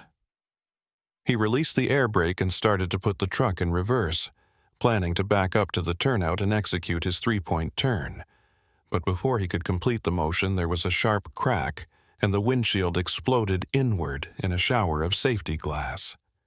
Leland threw himself sideways instinctively, covering his face with his arms, and felt something hot graze his shoulder. A gunshot. Conrad was shooting at them. Another crack and another, and Leland heard the bullets punching through the thin metal of the cab, heard Ephraim screaming, felt the truck shudder as one round hit something vital in the engine compartment. The windshield was gone now, nothing but a frame holding a few jagged pieces of glass, and the cold wind was pouring in along with the smell of gunpowder and burnt metal. Leland's ears were ringing from the shots fired at such close range, and he couldn't hear what Ephraim was saying anymore, could only see the old man's mouth moving as he pointed frantically toward the back of the cab. Leland's hand found the gear shift, and he slammed the truck into reverse, pressing the accelerator and feeling the rig lurch backward. More shots, one of them starring the passenger side window, another punching through the hood with a metallic thunk. The truck was still moving, though, still responding to his commands, and Leland kept his foot down as he steered blind using only his mirrors. He couldn't see Conrad anymore, but he could hear the shots, could hear them getting closer as the sheriff walked toward them, firing methodically, taking his time because he knew they had nowhere to go. The road behind them was narrow and winding, with sheer drops on one side and rock walls on the other, and in the dark, with no windshield and a possibly damaged engine, Leland's chances of successfully escaping were minimal at best. The rear of the trailer hit something solid, and there was a grinding crash that traveled through the entire rig. Leland had backed into the guardrail, or maybe a boulder, he couldn't tell which, but either way he was stuck now. He tried to shift into first gear to pull forward, but the engine was making a sound it definitely shouldn't be making, a knocking rattle that suggested catastrophic damage. And when he pressed the accelerator, nothing happened. The engine was dead or dying, and they were sitting ducks. Leland looked over at Ephraim and saw blood on the old man's face, saw him clutching his arm where one of the bullets must have caught him, and felt a surge of rage that pushed through his fear. This wasn't right. This wasn't how things were supposed to go. They were innocent people just trying to get down the mountain, and this corrupt sheriff with his family secrets was going to kill them both and throw their bodies down the same slope where his grandfather lay, and nobody would ever know what really happened here. "We have to run," Leland said, grabbing Ephraim's good arm. "Out to the passenger side, into the woods. It's our only chance." Ephraim shook his head, his eyes glazed with shock and pain. "Can't run," he mumbled. "Too old, too hurt. You go, save yourself. Someone needs to survive to tell the story." "I'm not leaving you," Leland said firmly. He looked around the cab desperately for anything that might help them, any weapon or tool they could use to defend themselves, and his eyes landed on the fire extinguisher mounted behind the driver's seat. It wasn't much, but it was heavy and solid, and better than nothing. He grabbed it and then kicked open the passenger door, half dragging Ephraim toward the opening. The old man was heavier than he looked, dead weight made worse by his injury and his shock, but Leland managed to get him to the edge of the seat just as another bullet punched through the back of the cab, where Leland's head had been moments before. They tumbled out of the truck together, landing hard on the frozen ground, and Leland felt something in his knee pop painfully. He ignored it and hauled Ephraim to his feet, pulling the old man toward the tree line that started maybe 20 feet from the road. Behind them, he could hear Conrad's boots crunching on the gravel, could hear the man's breathing steady and controlled, like he was out for an evening stroll rather than hunting two people through the dark. Leland risked a glance back and saw Conrad's silhouette moving past the truck's headlights, saw the gun held low and ready, saw the expression of grim determination on the sheriff's face. This was a man who'd made up his mind and wouldn't be deterred by conscience or second thoughts. A man who'd already crossed too many lines to turn back now. They reached the trees, and Leland pulled Ephraim behind the thick trunk of a pine, pressing them both flat against the bark. His heart was hammering so hard he thought Conrad might be able to hear it, and his breath was coming in short gasps that created clouds of mist in the cold air. Ephraim was making soft, whimpering sounds, his injured arm cradled against his chest, blood dripping down his fingers and spattering on the snow at their feet. They needed to keep moving, needed to put more distance between themselves and Conrad, but Leland didn't know these woods, and in the dark they could easily walk right off a cliff or into a ravine. The moonlight that filtered through the clouds was barely enough to see by, casting everything in shades of silver and black, turning familiar shapes into threatening shadows. "I know you're out there," Conrad's voice called from somewhere near the truck. He sounded calm, almost friendly, like he was addressing old friends rather than people he intended to murder. "I know you think you can hide in those woods until morning and then make your way down to town. But it's not going to work. You're leaving a blood trail that a blind man could follow, and I've hunted these mountains since I was a boy. I know every game trail, every hiding spot, every way down to the valley. There's nowhere you can go that I can't find you." He was probably right about that, Leland thought. The blood dripping from Ephraim's arm was leaving a clear trail in the snow, marking their passage as clearly as if they'd painted arrows. And even if they could somehow stop the bleeding, they were making noise as they moved through the underbrush, snapping branches and dislodging rocks, announcing their position to anyone who was listening. Conrad could take his time tracking them, could follow at a leisurely pace knowing they'd eventually tire or make a mistake or simply collapse from exhaustion and injury. And then he'd finish what he'd started, put bullets in both their heads, and drag their bodies somewhere they'd never be found. Unless Leland could turn the tables somehow, could find a way to become the hunter instead of the hunted. He looked down at the fire extinguisher in his hands, feeling its weight, and an idea began to form. It was desperate and probably stupid and had maybe a 10% chance of working, but 10% was better than 0.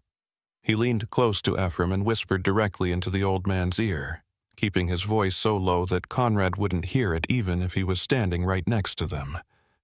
"I'm going to lead him away from you," Leland breathed.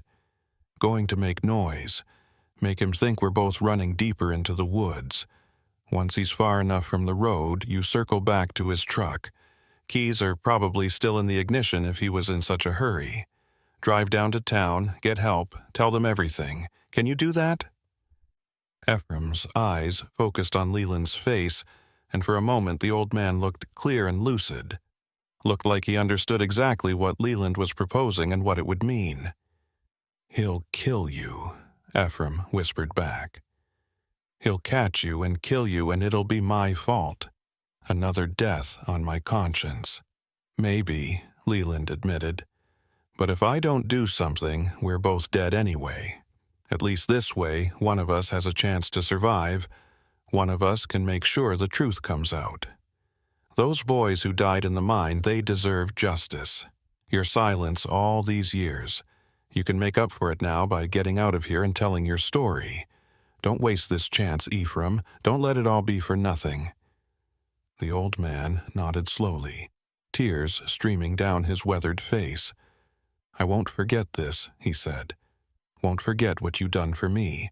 If I get out of here, I'll make sure everyone knows your name, knows what you sacrificed." "Just get out of here," Leland said. "That's all I need." He didn't wait for further response. He pushed away from the tree and started moving deeper into the woods, making no effort to be quiet, deliberately stepping on branches that would snap under his weight and kicking through drifts of snow. Behind him, he heard Conrad react immediately, heard the man start moving in his direction, and Leland forced himself to keep going even though every instinct screamed at him to find cover and hide. He needed to draw Conrad away from the road, needed to give Ephraim time to make it back to the truck, and that meant making himself an obvious target. The woods here were dense and primordial, the kind of old-growth forest that had never seen a saw or an axe, and the trees grew so close together that Leland had to turn sideways to squeeze between them in places. The ground was uneven and treacherous, covered in exposed roots and hidden rocks, and twice he nearly fell as his feet slipped on patches of ice. His injured knee was screaming at him with every step, a hot spike of pain that made him want to stop and rest, but he couldn't stop. Conrad was behind him and getting closer, moving through the woods with the confidence of someone who knew this terrain intimately, and Leland could hear branches breaking and footsteps crunching in the snow, maybe 30 or 40 yards back. Leland came to a small clearing where the moonlight was stronger, illuminating a space maybe 20 feet across that was relatively flat and open. On the far side of the clearing, the ground dropped away sharply, and Leland could hear the sound of running water somewhere below, a stream or creek cutting through the rocks. He stopped at the edge of the clearing and turned around, pressing his back against a tree, the fire extinguisher held ready. This was as good a place as any to make his stand, to try his desperate gambit. He could see the shape of Conrad approaching through the trees, could see the gun raised and ready, and he knew he'd only get one chance at this. If he missed, if his timing was off by even a second, he'd be dead before he hit the ground. Conrad stepped into the clearing and stopped, scanning the shadows with his gun moving in smooth arcs. He looked relaxed, confident, completely in control of the situation. And why wouldn't he be? He had the gun, he had the advantage of knowing these woods, and he had two unarmed men running from him in a blind panic. As far as Conrad was concerned, this was already over. It was just a matter of time before he found them and finished the job. "I gotta admit, you've got more fight in you than I expected," Conrad called out, his voice echoing slightly in the clearing. "Most people would have given up by now, would have just laid down and accepted the inevitable. But you keep running, keep trying to find a way out. I respect that. It's pointless, but I respect it. Tell you what, you come out now, tell me where the old man is, and I'll make it quick.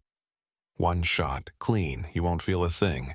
That's better than freezing to death out here or bleeding out from a gut shot, right?" Leland didn't respond, didn't move. He was waiting, calculating, trying to time this perfectly. Conrad took another step into the clearing, then another, sweeping the tree line with his gun. He was maybe 15 feet away now, close enough that Leland could see the expression on his face, calm, focused, professional. This was a man who'd done this before, Leland realized. This wasn't his first time hunting someone through the woods with the intent to kill. How many others had there been? How many people had stumbled onto the wrong secret or asked the wrong question and ended up dead on Conrad Hollis's watch?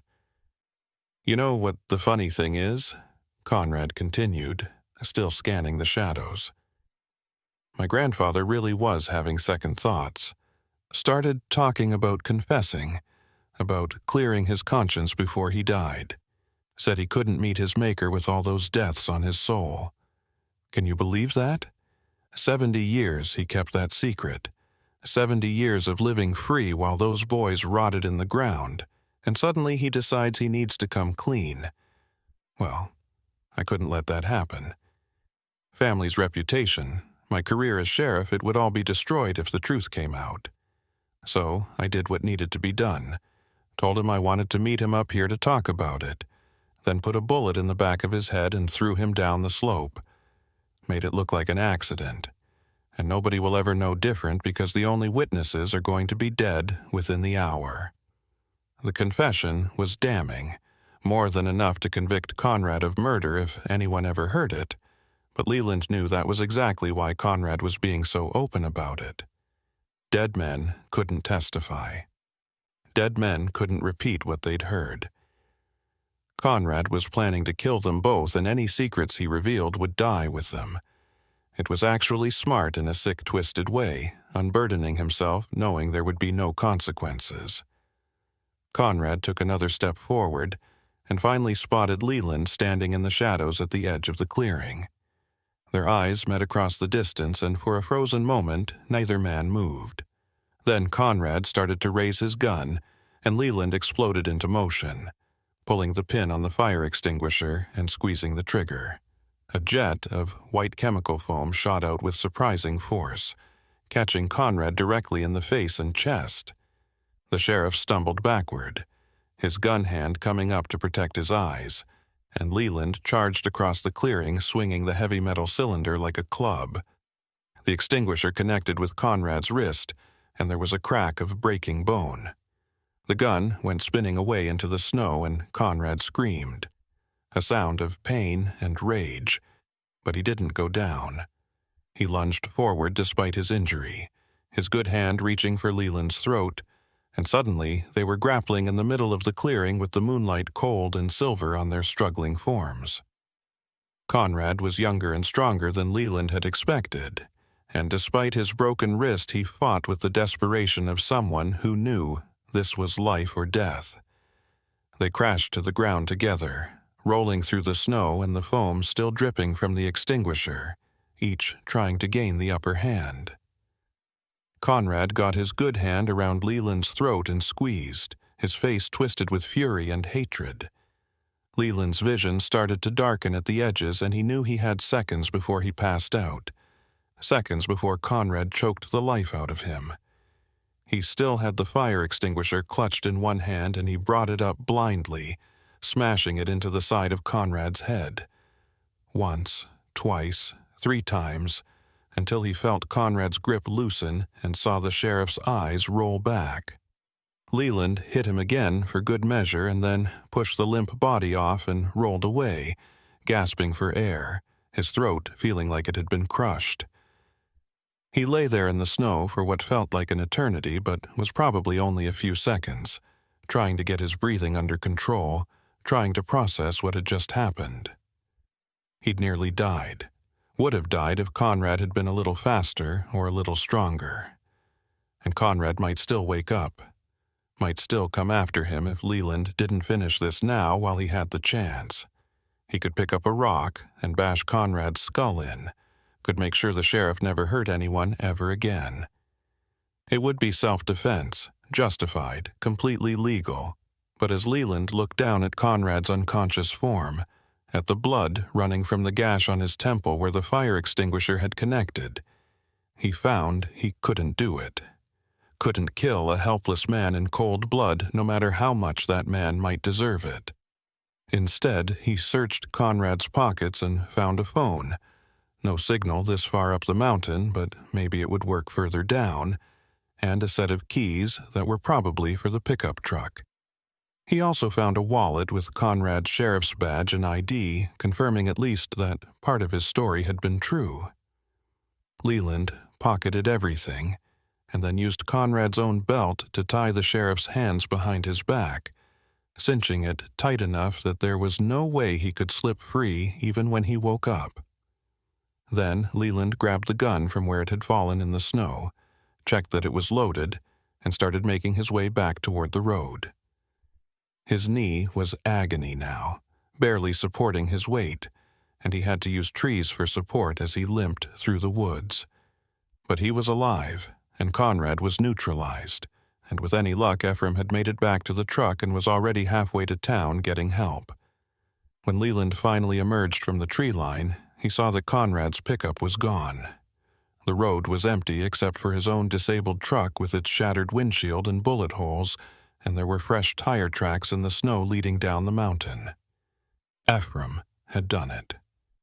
The old man had made it back to the vehicle and escaped, and that meant everything Leland had risked had been worth it. He felt a wave of relief so intense it nearly buckled his knees, and he had to lean against his truck for support. They'd survived, against all odds. Despite Conrad's planning and his advantages and his willingness to kill, they'd actually survived. Leland climbed painfully into his cab and sat in the driver's seat, Conrad's gun resting in his lap, and waited. The engine was definitely dead, killed by one of Conrad's bullets, and the cab was freezing now that the windshield was gone and the wind was pouring in. But Leland didn't care about the cold. He was alive, and Ephraim was alive, and eventually help would arrive. He just needed to sit here and wait and make sure Conrad didn't somehow get free and come back to finish what he'd started. The sky in the east was starting to lighten, suggesting dawn wasn't far off, and with daylight would come traffic and other drivers who could offer assistance. Time passed in a strange blur, minutes stretching into what felt like hours. Leland's body was starting to shut down now that the adrenaline was wearing off, and he could feel every injury demanding attention. His throat where Conrad had choked him, his shoulder where the bullet had grazed him, his knee that had twisted when he fell from the truck. He was going to need medical attention, was probably going to need surgery on the knee, but he'd worry about that later. For now, he just sat and watched the road and kept Conrad's gun ready in case the sheriff somehow managed to free himself and make it back to the highway. The sun was fully up when Leland finally heard vehicles approaching from downhill. He straightened in his seat, wincing at the pain the movement caused, and watched as 3 sheriff's department cruisers came around the curve with their lights flashing. They pulled up near his truck and officers piled out, their hands on their weapons, their expressions wary and alert.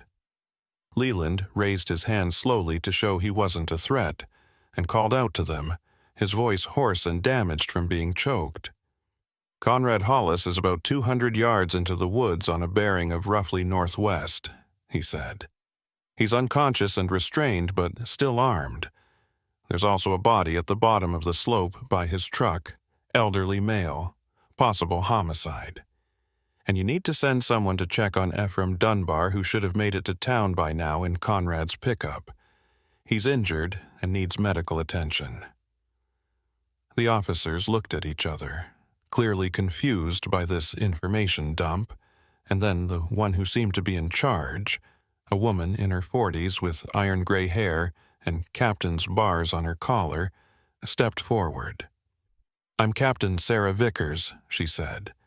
"We got a call about 20 minutes ago from an elderly man claiming Sheriff Hollis had murdered his grandfather and tried to kill him and a truck driver up on Loveland Pass. We weren't sure whether to believe him. Conrad's been sheriff in Silver Creek for 15 years. Well respected, no complaints or issues, but the old man was so insistent and so detailed in his story that we figured we'd better check it out. "You must be the truck driver," he mentioned, "Leland Briscoe." Leland nodded. "That's me, and everything Ephraim told you is true. Conrad killed his grandfather to keep him from confessing to murders that happened 70 years ago, then tried to kill both of us to cover it up. He shot up my truck, chased us into the woods, and I had to fight him in self-defense. You'll find all the evidence you need. Bullet holes in my truck, blood trail leading into the woods, Conrad's own confession if you get him to talk. But the real story, the one that started all this, is in an old mine shaft somewhere near an abandoned mining camp. Ephraim can tell you where to look. He witnessed murders back in the 50s, kept quiet about them all these years, and Conrad's family were the ones responsible." Captain Vickers studied him for a long moment, her expression unreadable, and then she nodded to her officers. "Stevens Miller, take Briscoe here down to the hospital and get him checked out. Make sure he gives a complete statement before he's released. Patterson, you're with me. We're going to find Conrad Hollis and have a very interesting conversation with him." The next few hours passed in another blur of activity. Leland was transported to the hospital in Idaho Springs where doctors examined his injuries. The graze wound on his shoulder was superficial and would heal on its own, but his throat showed bruising consistent with strangulation and would need to be monitored for swelling, and his knee was badly damaged and would require surgery to repair torn ligaments. They admitted him overnight for observation and pain management, and while he was lying in his hospital bed, a detective came to take his statement. Leland told him everything. Every detail from the moment he picked up Ephraim to the fight in the clearing, and the detective recorded it all with a small digital recorder. The detective who took Leland's statement was a younger man named Marcus Petrie, probably in his early 30s, with the kind of eager energy that suggested he hadn't been doing this job long enough to become cynical about it yet. He asked good questions, though, thorough questions, circling back to points that didn't quite line up or needed clarification. And Leland got the sense that Petrie was genuinely trying to understand what had happened rather than just checking boxes on a form. When they finished, Petrie thanked Leland for his cooperation and said he'd be in touch if they needed anything else, then left Leland alone with his thoughts and his pain medication that was making everything feel distant and unreal. Leland dozed fitfully through the afternoon, waking periodically to the sound of nurses checking his vitals or doctors examining his injuries. Each time he woke, he had a moment of disorientation where he couldn't remember where he was or why he hurt so badly, and then it would all come rushing back. The pickup blocking the road, Conrad with his gun, the desperate fight in the clearing. He wondered if Ephraim was somewhere else in this same hospital, wondered if the old man's injuries were being treated, and whether he was holding up okay after everything they'd been through. Leland had saved Ephraim's life, and Ephraim had saved his in return, and that created a bond between them that Leland suspected would last for whatever time either of them had left in this world. The sun was setting outside his window, painting the sky in shades of orange and purple that were almost too beautiful given the ugliness of the day, when Captain Vickers came to visit him. She knocked softly on the doorframe and waited for Leland to acknowledge her before entering, which he appreciated. Too many people in positions of authority just barged in assuming their badge gave them the right to intrude, but Vickers seemed to have more respect for boundaries than that. She pulled a chair up beside his bed and sat down with a heavy sigh, like she'd been on her feet for far too long, and was grateful for even a few minutes of rest.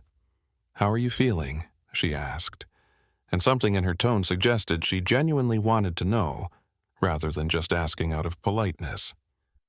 "Like I got run over by my own truck," Leland said, his voice still rough and painful.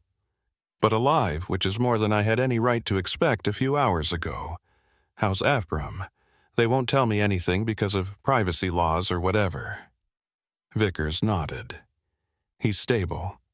The bullet went through his arm without hitting anything major, and he's mostly just suffering from exhaustion and exposure.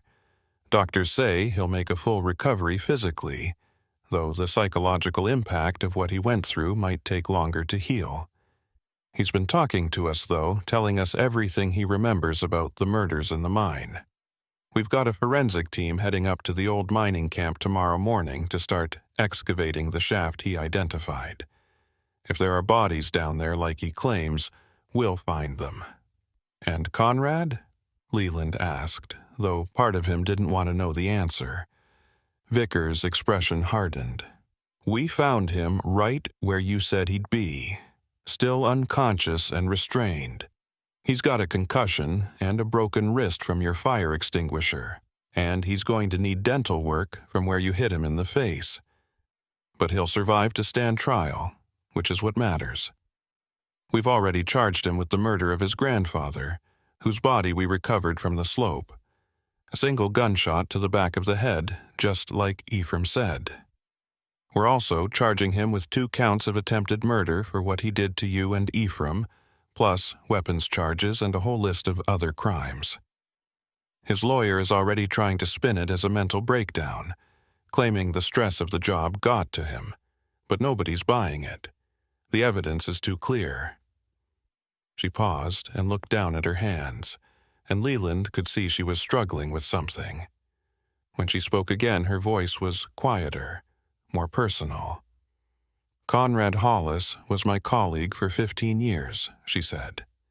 I worked with him, trusted him, considered him a friend, and all that time he was hiding this darkness, this willingness to kill anyone who threatened his family's secrets.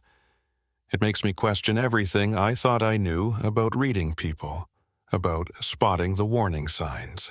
How do you miss something like that in someone you see almost every day? Leland understood the question because he'd been asking himself similar things. How had he missed the danger in Conrad when the man first approached him on the road? What signs had he overlooked or dismissed? I don't think you can always tell, he said finally. Some people are just good at hiding what they really are. They put on a mask and wear it so long it becomes their real face, and the monster underneath only shows itself when circumstances force it to. That's not your fault. That's just human nature. We want to believe the best about people, especially people we know and work with. Conrad exploited that trust, used it as camouflage. But eventually, the mask always slips, and when it did, you responded exactly right. You believed Ephraim when he came to you with his story, even though it meant suspecting one of your own. That takes courage. Vickers gave him a small smile that didn't quite reach her eyes. Ephraim says you're a hero, says you saved his life by drawing Conrad away and giving him time to escape. He's already talking to reporters, telling anyone who'll listen about the brave truck driver who risked everything to protect a stranger.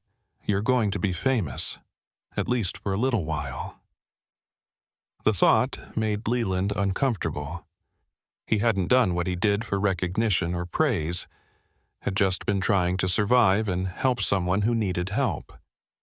The idea of news cameras and interviews and people treating him like some kind of celebrity was deeply unappealing. I just did what anyone would have done, he said. No, Vickers said firmly. Most people would have driven past Ephraim without stopping, or would have thrown him out of the truck at the first sign of trouble. You stopped, you listened, you believed him when you had every reason not to, and you fought for him when things turned dangerous. That's not what everyone would do. That's what a good person does, and we need more of those in the world. She stood up and handed Leland a business card with her name and contact information. You'll need to come back to testify at Conrad's trial, probably in a few months once the prosecution builds their case. In the meantime, if you remember anything else or if you need anything at all, call me. And Leland, thank you. What you did up on that pass, what you helped us uncover, it's going to bring closure to families who've been wondering for decades what happened to their sons and brothers. That matters. Don't forget that when the nightmares start, because they will start. What you went through, what you saw, that leaves marks. But you survived it, and you helped stop a killer. Hold on to that when things get dark. After she left, Leland lay in his hospital bed and stared at the ceiling, thinking about what she'd said about nightmares. He'd already had them during his brief periods of sleep that afternoon, dreams where Conrad's gun was pointed at his face, dreams where he couldn't breathe because hands were crushing his throat, dreams where he was falling down an endless mine shaft past the skeletal remains of men who'd been dead for 70 years. Vickers was right that the psychological impact would linger long after his physical injuries healed, but she was also right that he'd survived and helped stop something evil from continuing. That had to count for something. The hospital released him the next morning with prescriptions for pain medication and antibiotics, instructions for caring for his injuries, and a referral to an orthopedic surgeon who could perform the knee surgery he'd need in a few weeks. A nurse wheeled him out to the pickup area where a taxi was waiting to take him to a motel, since his truck was still up on the pass being processed as evidence and probably wasn't drivable anyway, given the bullet damage. The trucking company had already been notified about what happened and had arranged for another driver to complete his delivery, and they'd assured Leland his job would be waiting for him once he was cleared to return to work. That was something, at least. One less thing to worry about in a situation that had generated more than enough worry to last a lifetime. The motel was cheap and clean, the kind of place that catered to truck drivers and construction workers who needed somewhere to sleep that wouldn't break the bank. Leland checked in and limped to his room, every step sending jolts of pain through his damaged knee, and collapsed on the bed without even bothering to undress. He was asleep within minutes, exhausted in a way that went deeper than just physical tiredness. This was the exhaustion of someone who'd pushed their body and mind to absolute limits and barely survived the experience, and his system needed time to recover and process everything that had happened. He woke to darkness and the sound of his phone ringing. For a confused moment, he thought he was back in his truck, thought he'd dreamed everything and was about to start another normal night of driving. But then the pain in his knee and shoulder reminded him that it had all been real. He fumbled for his phone on the nightstand and saw an unknown number on the screen. He almost didn't answer. It was probably a reporter who'd somehow gotten his number and wanted a statement. But something made him swipe to accept the call. "Mr. Briscoe?" The voice on the other end was raspy and familiar. "Ephraim, I hope I'm not bothering you. The hospital gave me your number, said you'd probably want to hear from me. I wanted to call and thank you proper-like, not just through police or reporters, but direct from me to you." "You don't need to thank me," Leland said, his own voice still rough. "We helped each other up there. I wouldn't have made it without you taking that truck and getting help." "Maybe," Ephraim conceded. "But you're the one who stopped to pick me up in the first place when any sensible person would have kept driving. You're the one who believed my story when everyone else thought I was crazy. And you're the one who fought Conrad and gave me time to escape. I won't ever forget that, Leland. Whatever years I got left, I owe them to you." They talked for a while longer, two men who'd been through something terrible together and were trying to make sense of it. Ephraim told him that the forensic team had already started excavating the mine shaft and had found remains, lots of them, confirming everything he'd said about the murders. The investigation was going to take months, maybe years, as they identified all the victims and tried to piece together exactly what had happened in that mine so many decades ago.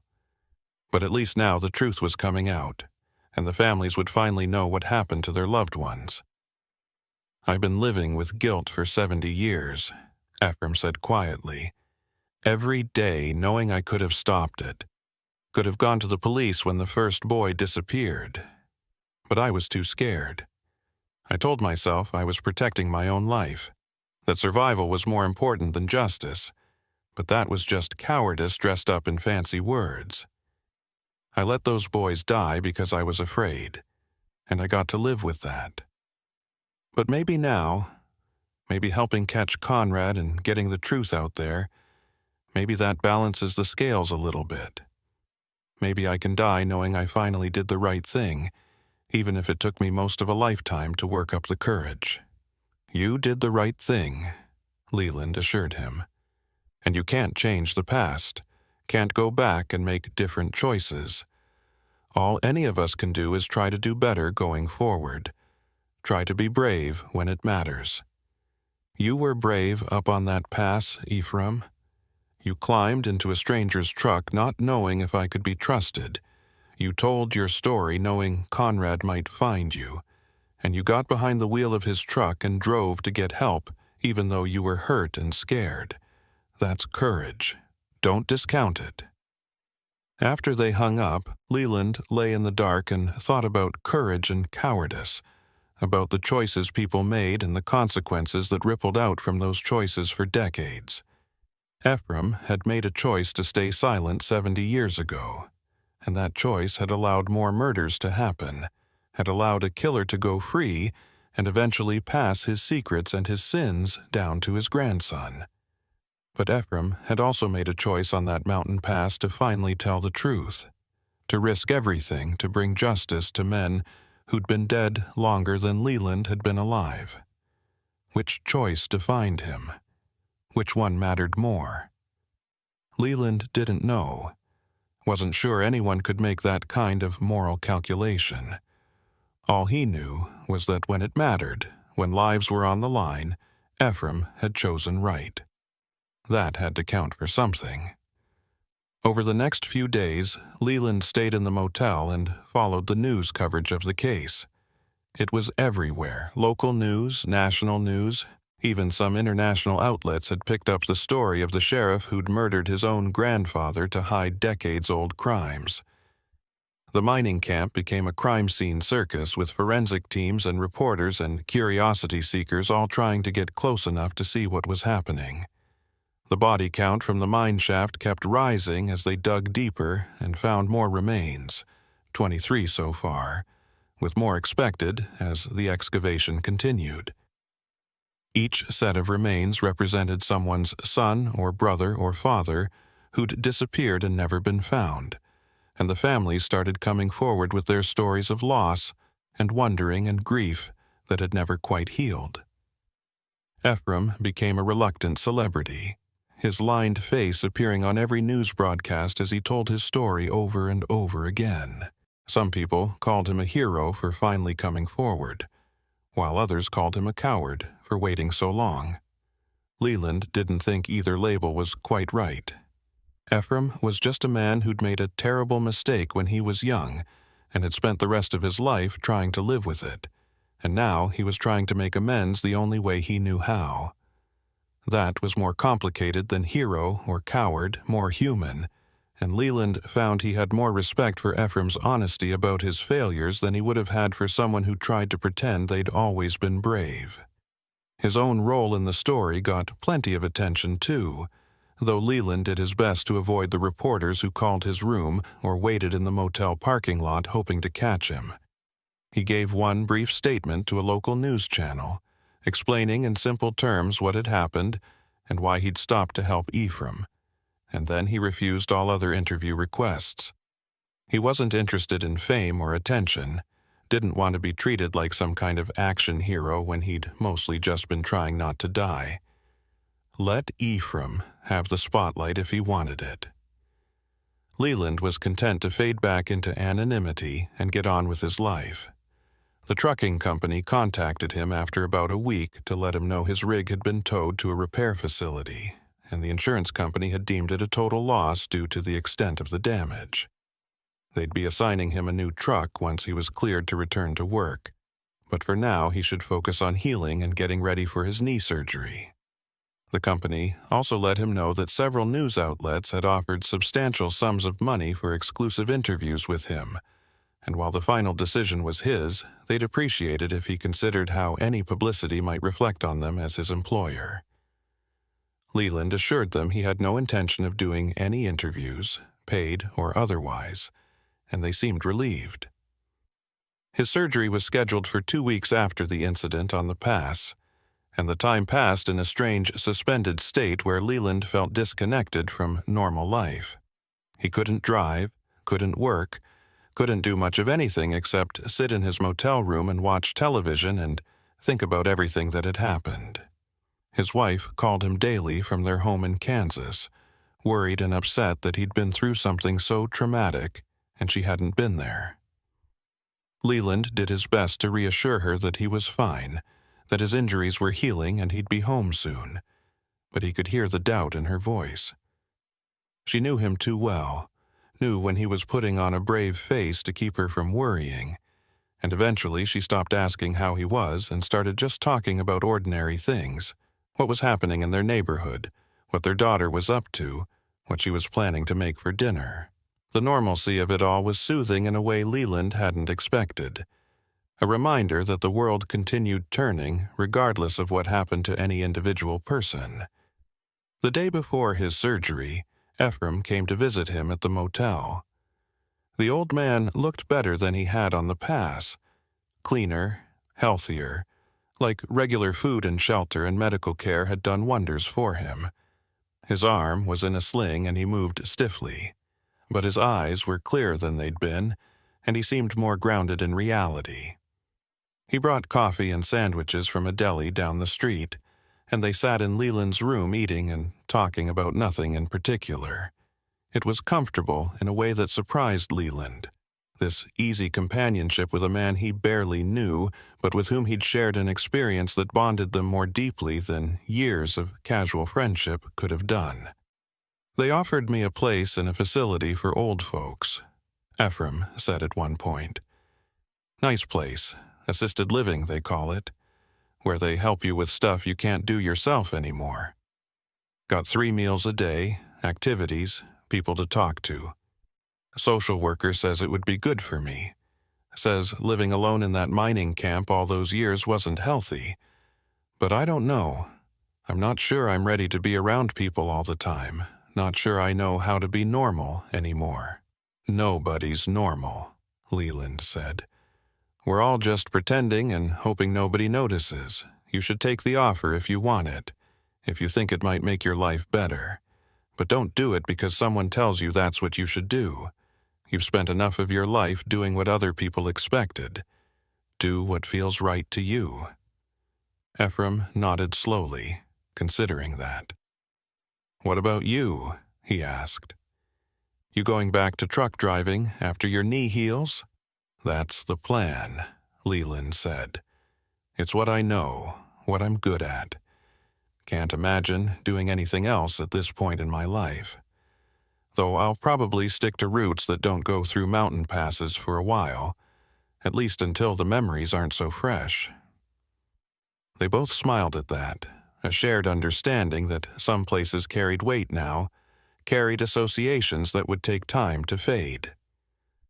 Leland doubted he'd ever be able to drive Loveland Pass again without thinking about that night, without seeing Conrad's silhouette against his headlights or feeling the gun pointed at his face.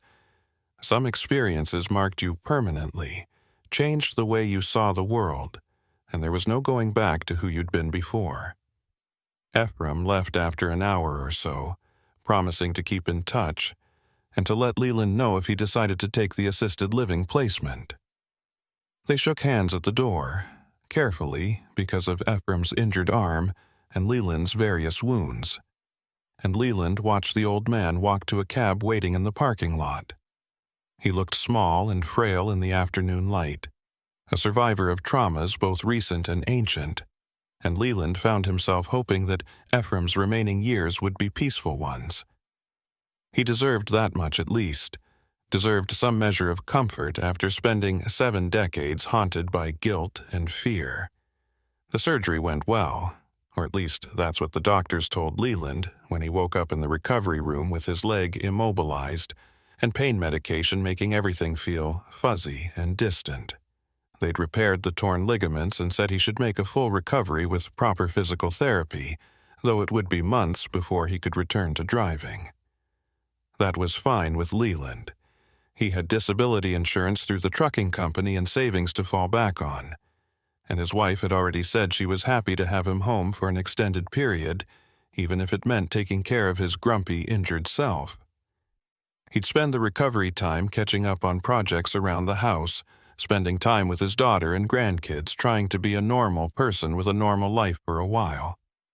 But even as he made these plans, even as he focused on the practical details of recovery and return to normalcy, Leland knew that something fundamental had changed in him.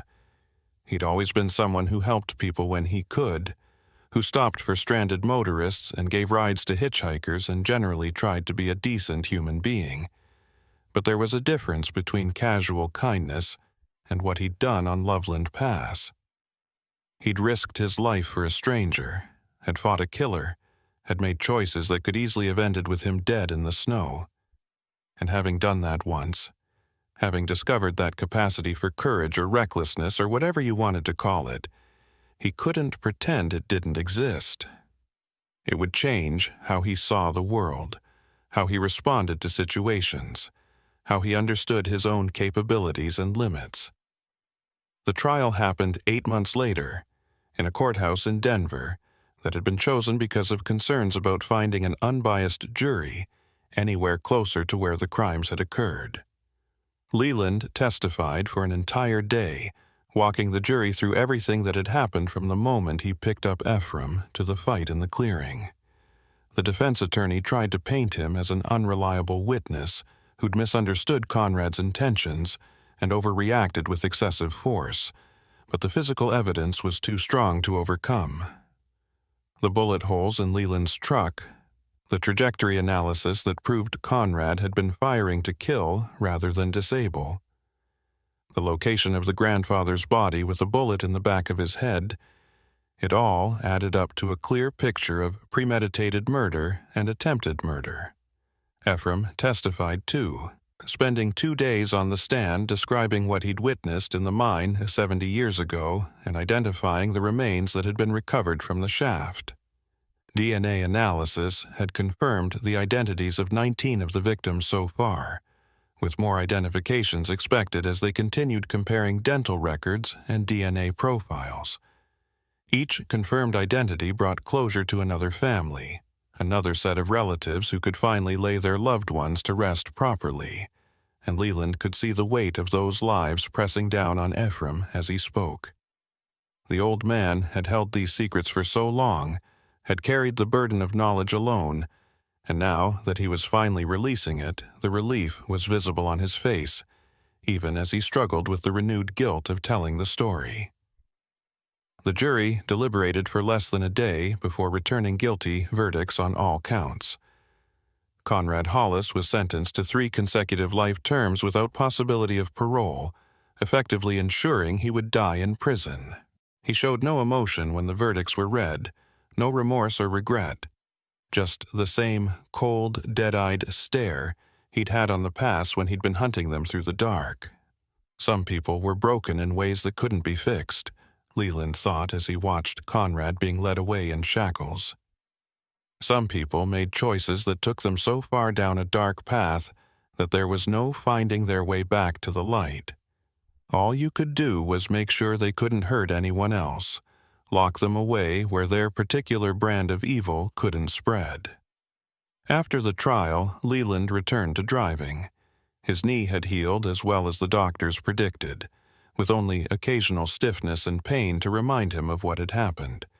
He took routes all over the country, hauling everything from furniture to electronics to construction materials, falling back into the rhythm of life on the road that had defined him for 3 decades.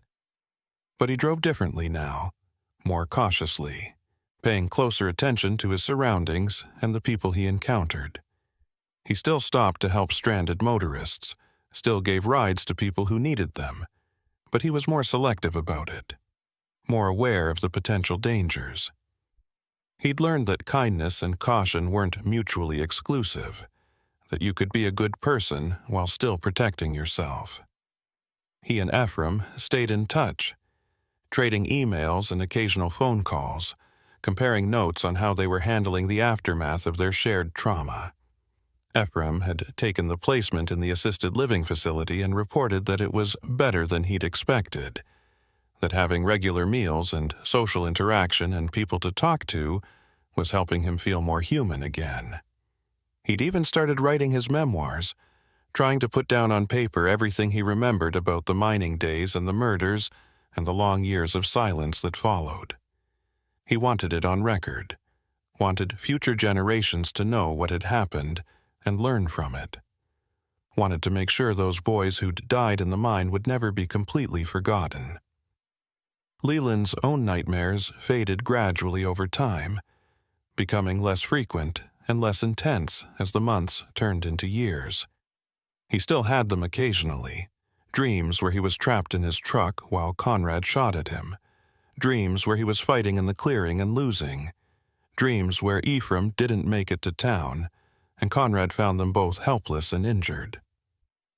But they no longer woke him in a cold sweat, no longer made him afraid to close his eyes. They were just dreams, memories his brain was processing and filing away, and eventually they'd fade into the background noise of his subconscious, along with all the other difficult experiences he'd accumulated over a lifetime. 3 years after the incident on Loveland Pass, Leland got a call from a hospice nurse telling him that Ephraim had died peacefully in his sleep.